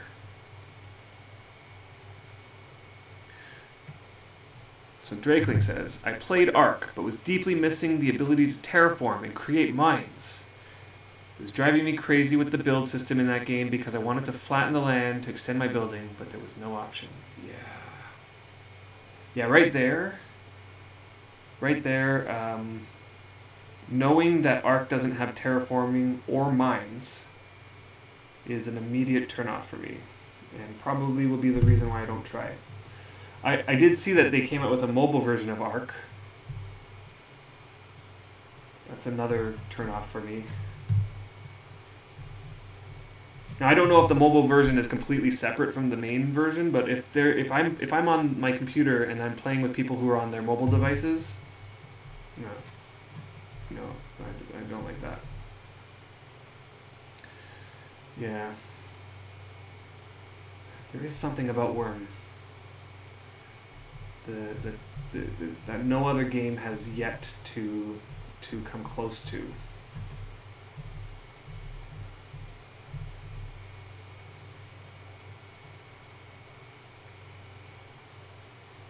Yeah, Milk Drop, totally agree. No terraforming, no mining, no thank you. Yeah.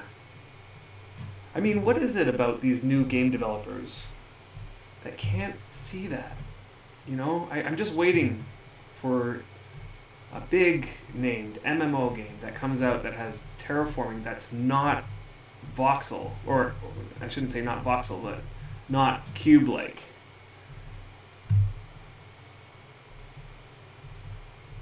Yeah. I don't know. Now, I did have my cart over here. I'm going around in circles because I don't know what I'm doing. There's one more thing I wanted to do. Although I'm going to have to end the stream at some point. Probably in the next half hour or so. I think that'll be enough. Couple-hour stream. So one other thing that I am gearing up for is the person who owns the deed just in front of mine, like down here, the one down there.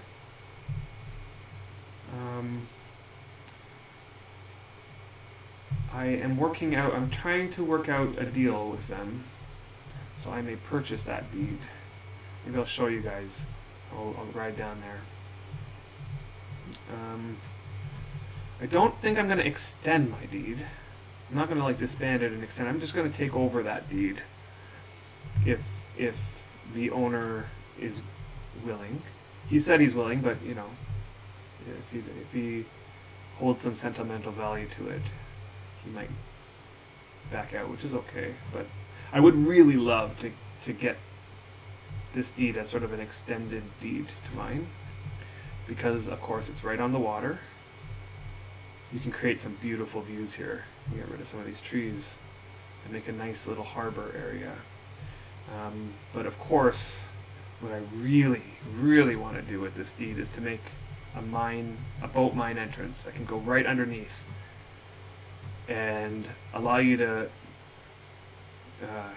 drive into this boat mine, go underneath Brian's house, and come right up underneath Brian's house. I already have the mine on that side, on under Brian's house, ready to go, ready to make the pathway down to the water. And then I was thinking, this area here, make a little bridge here that you can go under with a boat, and dig this down and make a canal, and then open up a mine entrance somewhere in this area over here. Yeah. The So this is catnip. The first time I came into Worm, someone rode past me on a horse-drawn cart. The immersion and realism that got me so excited I knew this was the game for me. Yeah, I remember a very similar feeling the first time I'm walking down a road and another person is coming the opposite way on their cart with horses, and yeah.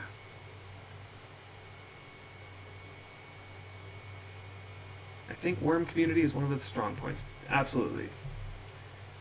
Absolutely. Totally. There are some really, really nice people in this game. And I think the game lends itself to it because the game is so hard when you're first starting out. It's like very hard. And so, because it's so hard, people band together. You know, even a veteran who's been playing for so long and it's not that hard for them anymore, still remembers the difficulty, and when they see a new player, their heart bleeds for them. So they reach out and are so helpful. Yeah.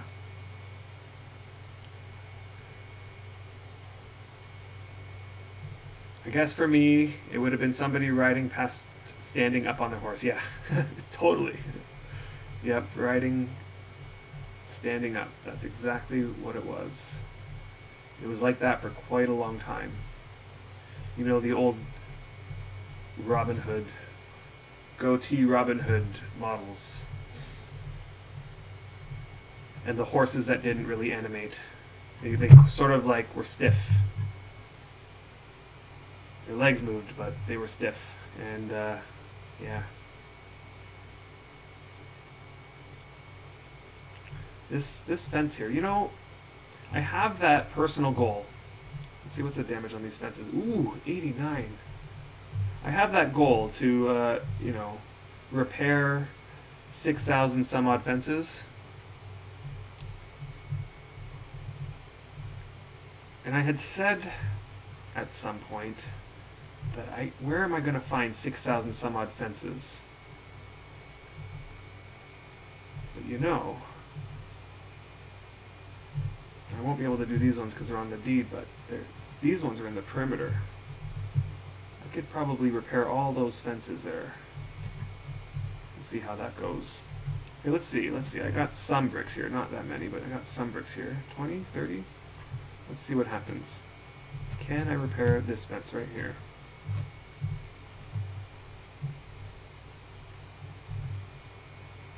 How do I repair a fence?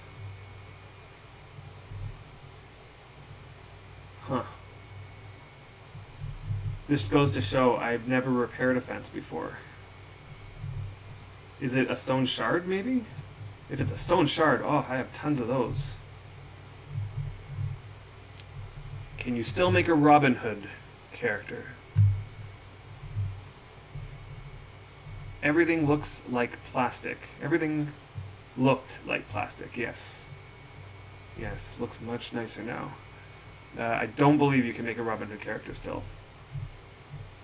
Although you could probably be pretty creative with the stuff that you can do now with dyeing armor and, you know, mix and matching. And but I don't think they have I was about to say fedora, but not a fedora, but you know, those pointed hats. I don't know, maybe you could make your guy look a little bit like Robin Hood. Thinking back to those days when there were very limited animations in the game, I remember starting out and seeing horses, cows, bulls for the first time in somebody's padlock and thought they were dead. Yeah, they did look quite stiff. That's for sure. Build a woven fence on the edge of a lava tile. It constantly takes damage and you complete your repair goal quickly. Interesting, interesting. That seems like an exploit. And by quickly, you mean a lot less slowly. Because I don't think anything is quickly in this game. Okay, let's see here. Is it shards? Okay, we'll wait for that to load. This is an addition that I love.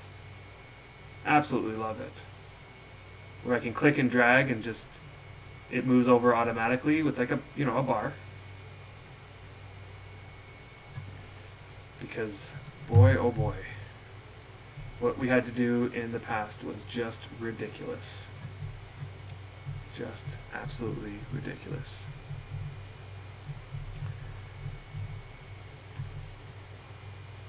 See, you can't say the devs aren't looking out for us, Wormians. They are totally looking out for us. And I never understand the hate that some people exhibit on the forums.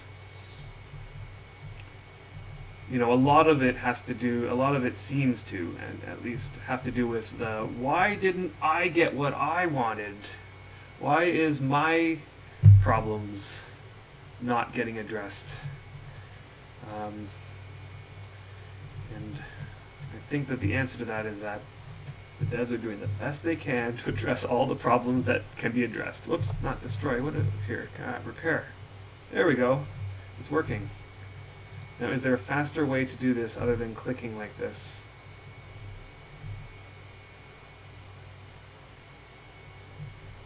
Can I put it into the inventory, into the, nope, I can't put it into the crafting window.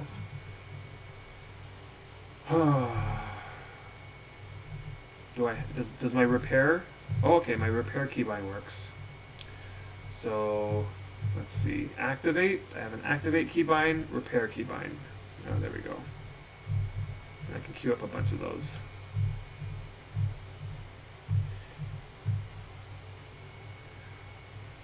We never had this quick added to the game as what we get now. Yeah, I know. Things are happening right now. It's quite amazing. Quite amazing. So do you guys all use keybinds like this? Do you guys, you know, activate keybind? Open and close keybind. If I press, I basically press my spacebar to open that. I'm sure a lot of you guys do that.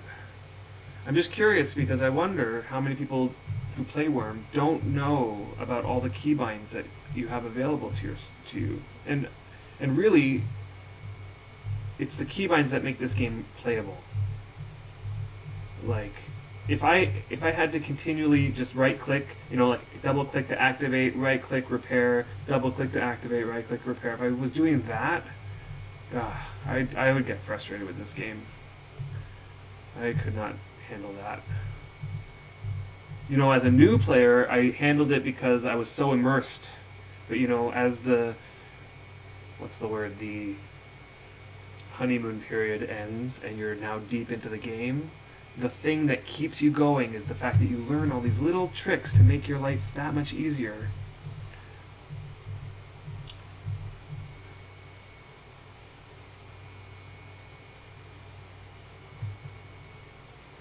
Yeah, Drakeling, yes. You use all the keybinds, definitely.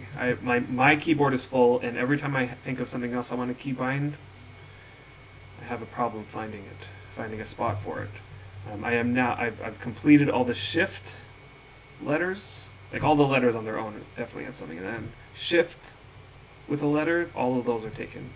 And I moved on to control and all the letters. And then I get to the point where I can't remember what I keybound to what anymore.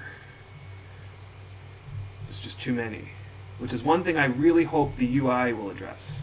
If the new UI addresses the fact that, you know, if you have to keybind every last little action, like why don't you just have one keybind? Like, okay, here's a good example. I take my hatchet and I go up to a tree, and the keybind in order to chop that tree down is called cut. It's called cut down. And then when it's down and you take that hatchet to go cut the felled tree, it's a completely different keybind, chop up. So you need two separate buttons on your keyboard that do, one does the cut down and one does the chop up. That just seems like a waste to me. Like, why can't it just be the same action? Or, you know, the game can treat it like two different actions, but like the same key, like one keybind does does either one or the other depending on the situation, right? I'm pretty sure that computer program, I don't know 100% about. I'm not like an expert computer programmer, but I've done a bit of computer programming, and I think that the word for that is polymorphism. And it's one of the things that make object-oriented programming so versatile. Okay, so I missed a couple of comments here. Did you ever find out if you could use your mouse wheel to scroll your tool belt? Huh. I think I did. However, if you're using the stable client, I don't think it's there. I don't think you can do it. So I think that it's in the... What do they call that new client they have? It like replaced the unstable client, basically. It's where they put some new features in that they're trying to test and make sure it works. So they put it into that client. Part of me feels like it's secretly the UI testing client. I don't know. I could be wrong. But yeah. You know, this is going faster than I thought it would, because the repair actions are so quick. How do you remember them all? Yeah, how do you remember them all? That's a good question. You just use them. The more you use them, the more you remember. You know, it's like in the same way as like you can, if you know how to type, right? Like you can close your eyes and type. You know, like how do you remember where all the letters are? It's just a matter of doing it over and over again. So, you know, it becomes sort of less of a where is the button to a what. You sort of get used to which position your hand should be in order to do the action that you're doing. So like when I'm imping, for example, I have my pattern, the pattern of buttons that I press to imp items.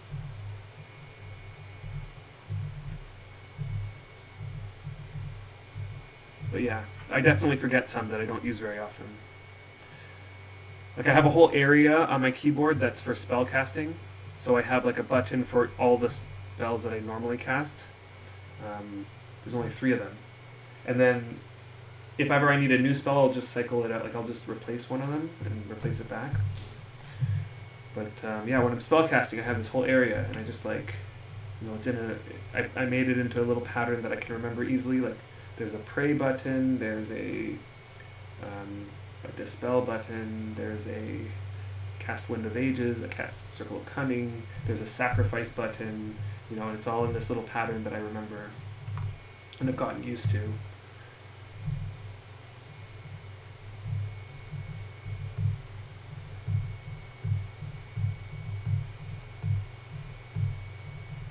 Yeah. Being able to keybind the select bar helps cut back on some of the keybinds you need to set. Oh, interesting. Interesting. That's an interesting idea.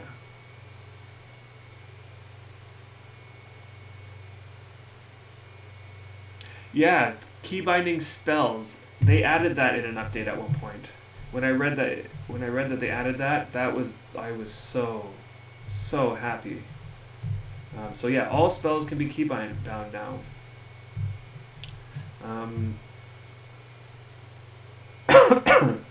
How many of you still use this to redo keybinds? Because this is what is it? The console. This is how I do my keybinds. Because when I started playing Worm, this was the only way to do keybinds.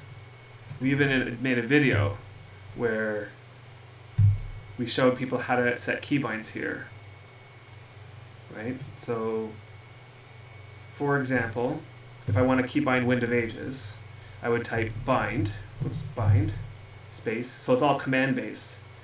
Then you pick the letter or the key that you want. If you want Shift plus K, for example, then you would put it in like that. Control is CT, whatever it is, like that. Control plus K or whatever. But let's say I just want K, because this is my Wind of Ages keybind. So I would do wind _of_ages. So all the spells are like that, where if the spell is 2 words, it's separated by underscores, and if it's, otherwise it's just the name of the spell. Oh, I had switched it to identify while I was doing my archaeology stint on this character. Alright, where am I? Oh, that's all repaired. The person that lives here, her name is Lindara. She used to do some videos. I watched them quite often on her YouTube channel. And she put this fence up just outside of the deed. I'm not sure why it was just outside the deed.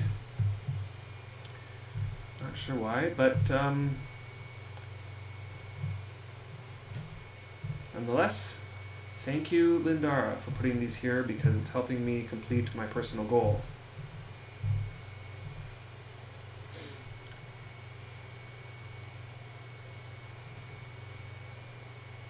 Yeah, flexible V.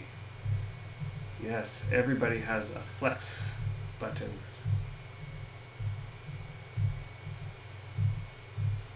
What I can't wait for is if they can make a flex button for, like, action, do. That way you can activate, let's say, a tool and hover over whatever and hit the do button, and it does what you want. Like it knows what you want it to do. So I have a hatchet, I go up to a tree, and I click the do button, and it chops the tree. Then, the tree falls down, and I have the hatchet, and I click it on the felled tree, and I hit the do button, and it just cuts it up into a log. That's my dream. And whenever there's more than one option, a little, tooltip will come up, and I just move, the little thing will come up on my screen, and I just have to move my mouse to the right. I want to chop up, and I hit the do button. Yeah, that would be awesome. Not that it's going to make this go faster, because as it is, the way that I've set up my keybinds, I can go pretty fast. But for the new player, the person who's just trying to figure out this game, they won't get so frustrated with, why can't I cut this up? Or why can't I chop this down? They just press the one button that does what they want it to do.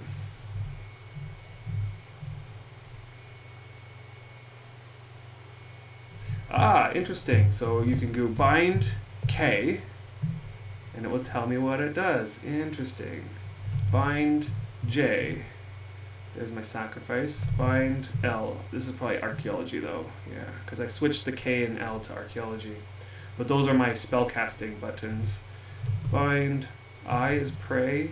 Bind. What else is over here? What's H? What do I have H? Yeah, there's H is circle of cunning. So that whole little area over there, I, H, J, K, L, is my spellcasting buttons.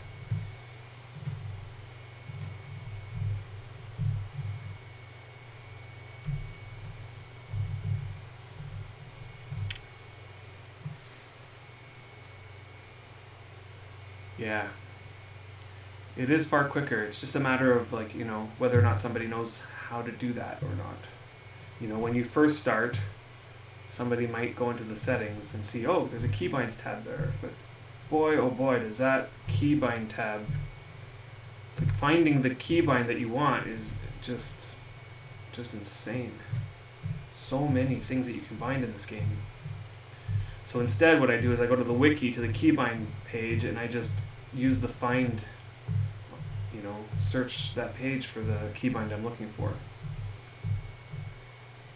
And most of the normal things, most of the regular things like mine up, mine forward, those ones I've memorized because I've done them so many times.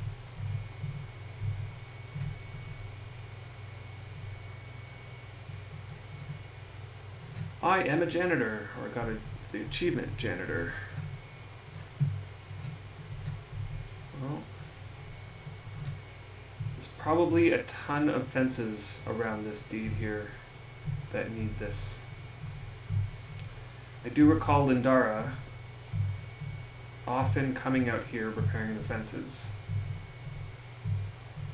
It's just like something to do. Housekeeping.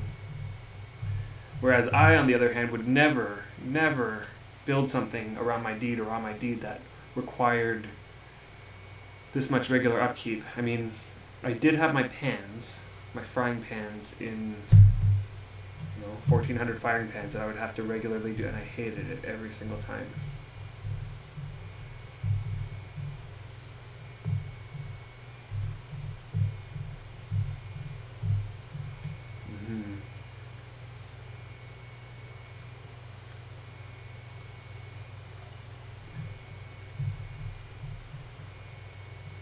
Oh, I can't move while repairing, that's right. Why is it that there's some things in this game where you can't move while doing it, and then there's other things where it doesn't mind at all if you're moving? So inconsistent. But I guess that is Worm in a nutshell. Inconsistent.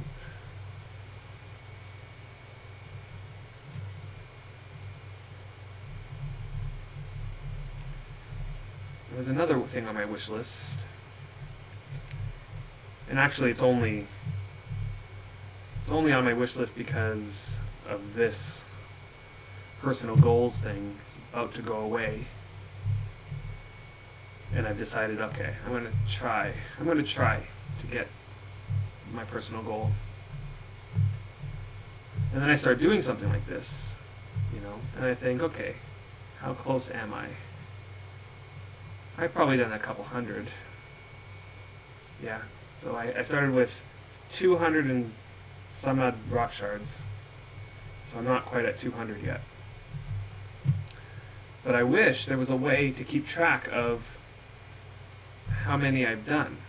Where is it? Personal goals window? HUD. Personal goals window. Okay. Yes. Repair 6,250 fences, floors, or walls. There's no way to know, like not a single way to know how far I am into that.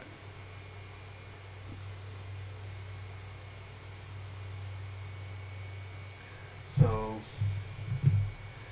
I was killing unicorns. This was the last one I just got. And I had killed so many unicorns, I just slaughtered them all. I found a couple places that had just a ton of them. And I was killing and killing and killing, and I'm like, surely I am close. I don't understand. I felt like I've already killed 100. And I'm thinking back, like I must have killed tons of unicorns when I was, skilling up my fighting skill. I'm surely near 100, but there just didn't seem like a way for me to know how close I was. And then finally I got it, so...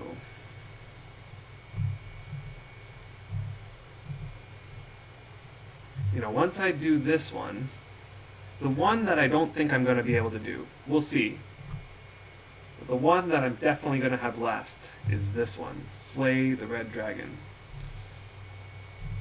And I know I've said this to people, and people are like, all you need to do is be there. Like, you don't even need to be, like, part of the hunting party or whatever. You just need to be in the local, get the blood, if you can get the blood.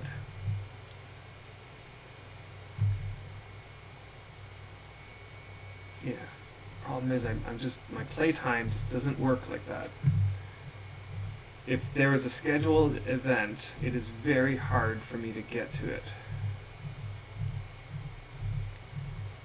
My schedule is very, what's the word? Unpredictable. So there's no way for me to schedule that in. So if I see, okay, the red dragon spawn, somebody has it penned up, and they're going to host a slaying at such and such time, I could do my best to try to make it out there, and then, but more than likely what's going to happen is that I will not be able to log in when the slaying actually occurs, so... I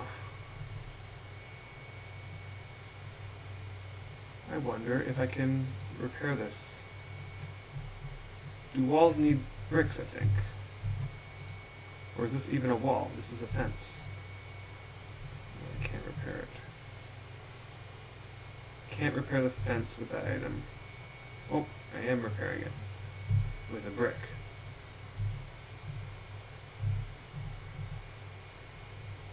Good, this one repairs slow.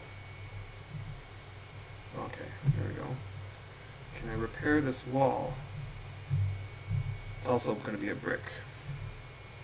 Yes, I can.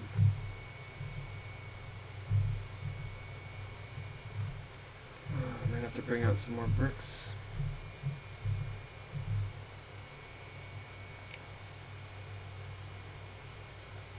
Okay, so janitor is 50, environment, didn't I get janitor twice now though? Is it every 50 you get janitor? Is that how it is?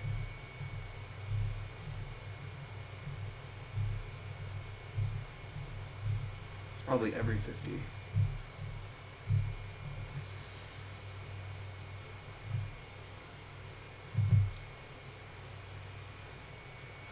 So can I see it in the achievement? Let's take a look at the achievements window. HUD display, HUD settings, achievement window. Alright. Janitor.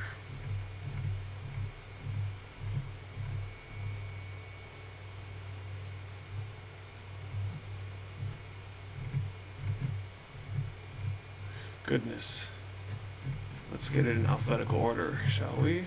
And then janitor. Okay.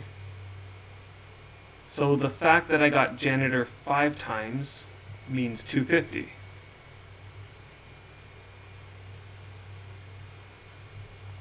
Yeah, it is confusing. I mean, like, look at this number. Like, I got this one this many times. That doesn't even seem right. Maybe it is actually. That's a lot of improve actions, if you ask me. And then what's the difference between good work and improve?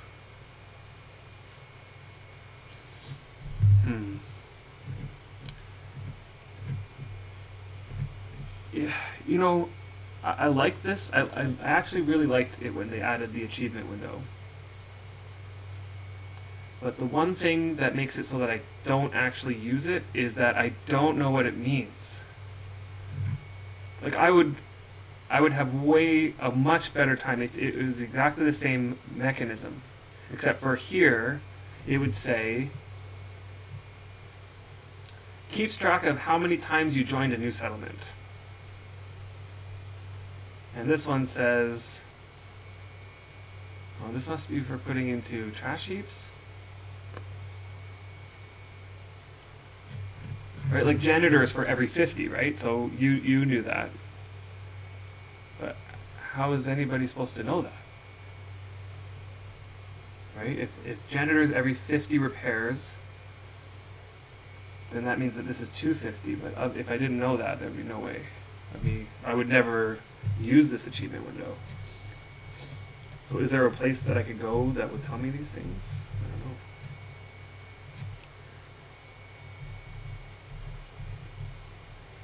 Yeah, you looked up on the wiki. Okay, so there must be a place on the wiki. But to me, I feel like that sort of thing should be in the game. You know, the other thing that's kind of weird to me is that somebody must have gone through and written all these things. Like, so horse whisperer, and then you scroll over it and it says, you communicate with them. So somebody must have, like, typed that in. You communicate with them. To program that in. But why didn't they instead make that an indication of what horse whisperer means? Like, what does it mean that I communicate with them? So I'd have to go to the wiki to search that, which I personally am not a fan of. I'm just gonna throw that out there. Alright, this is getting pretty steep. Let's see, can I repair from here?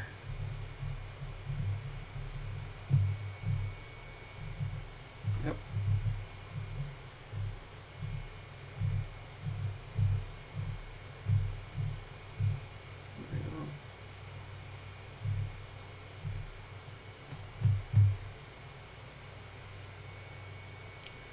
But from what I hear, there's going to be revamps to the personal goals system again. You know, once people realize that beating your personal goals means you win the game and you get some insanely valuable item from it, next thing you know, all those valuable items are being sold on the auction, on the forums, and everybody's trying to beat their personal goals and create alts and beat personal goals on those and make a fortune. Sure.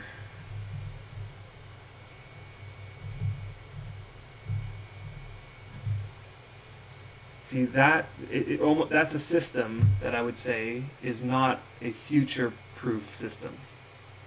It's not a future-proof system.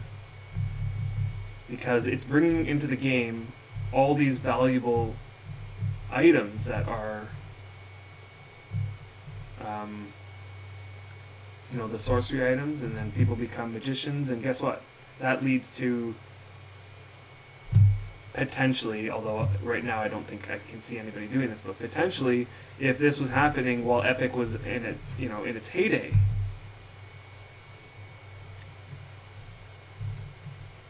right? If Epic was popular right now, how many player gods would we have by now if this personal goal system was in? It would be insane. So I can see why it needs to be changed. I understand that.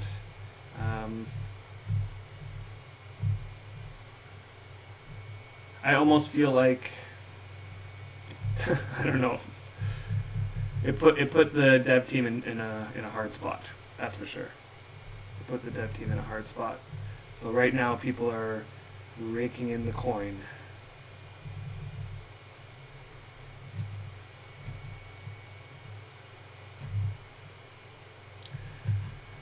Alright, well, I think it's getting to that time.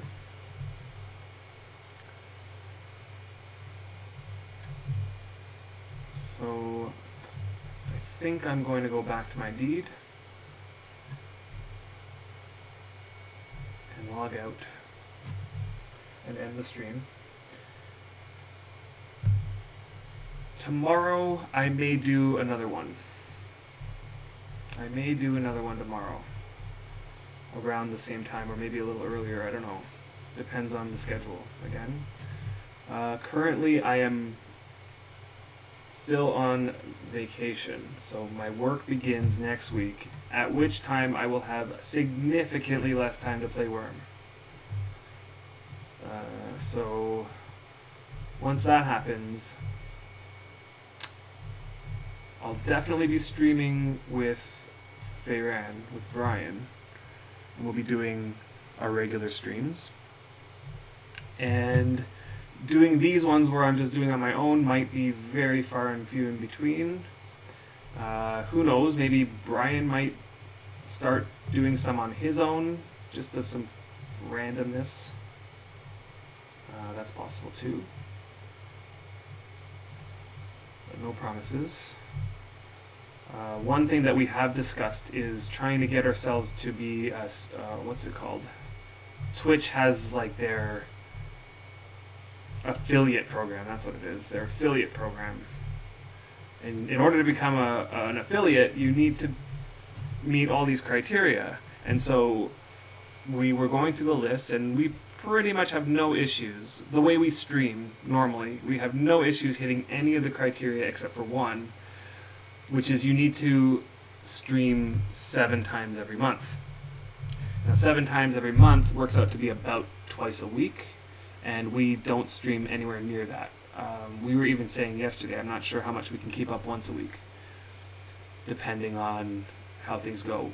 Like right now, we are potentially going to do once a week, maybe a couple more weeks in a row. And then we'll see how it, like, we'll play it by ear, what our schedule is like.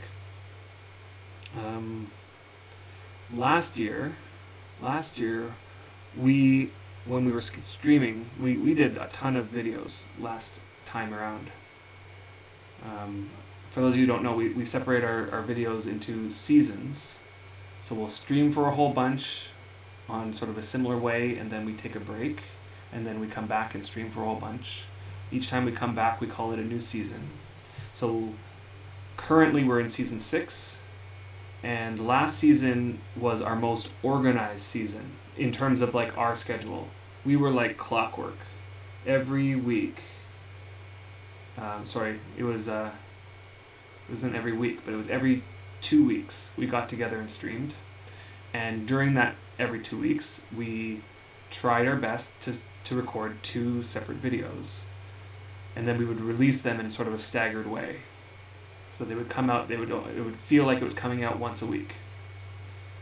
But we would get together once every other week and record 2 videos. This time around, we have no schedule. We didn't really plan it. We knew we wanted to get back to streaming. We knew we were getting back and playing Worm, and streaming was like just the next natural thing to do for us. And so, but we didn't sit down and really discuss the details about what that's going to look like. We just sort of went into this season thinking, okay, Labyrinth is happening, because that's, let's just get the Labyrinth event going on. And then we wrote down and shot and just discussed a whole bunch of things that we want to do after that. What we get to, who knows? But in terms of like schedule, we really didn't talk about a schedule. We have been doing once a week for the last 3 weeks now, except for this one. And who knows? Maybe we keep up once a week. Maybe we switch to once every other week. Maybe we put in some random streams like this, where if one of us can't make it, just the other one just turns on and does some stuff. This play session, I was like thinking, okay, these are things I wanted to do anyway. I wanted to see about the repairing the fence, and I knew that those fences were there. I have a bunch of other stuff I want to do in this deed before we go to Delhi. No promises, but I think tentatively right now the Delhi trip is going to happen on Saturday or Sunday. I don't know which day. One of those days. When I get closer to that date, I'll know better. But this Saturday or Sunday, we'll do a stream at a regular time, so in the evening in Eastern Standard Time, and we will be taking a boat trip to Delhi. I don't know how long that's going to take. I guess it'll depend on the wind, and depending on how long it takes, we'll probably spend some time on the stream just setting up and starting our stuff that we want to do on Delhi, visiting our old stomping grounds and stuff. Delhi's a small server, so getting around isn't going to be all that hard. We'll bring our fast horses and such. And yeah, that's our plans. So thank you guys so much for coming and watching the stream and hanging out. And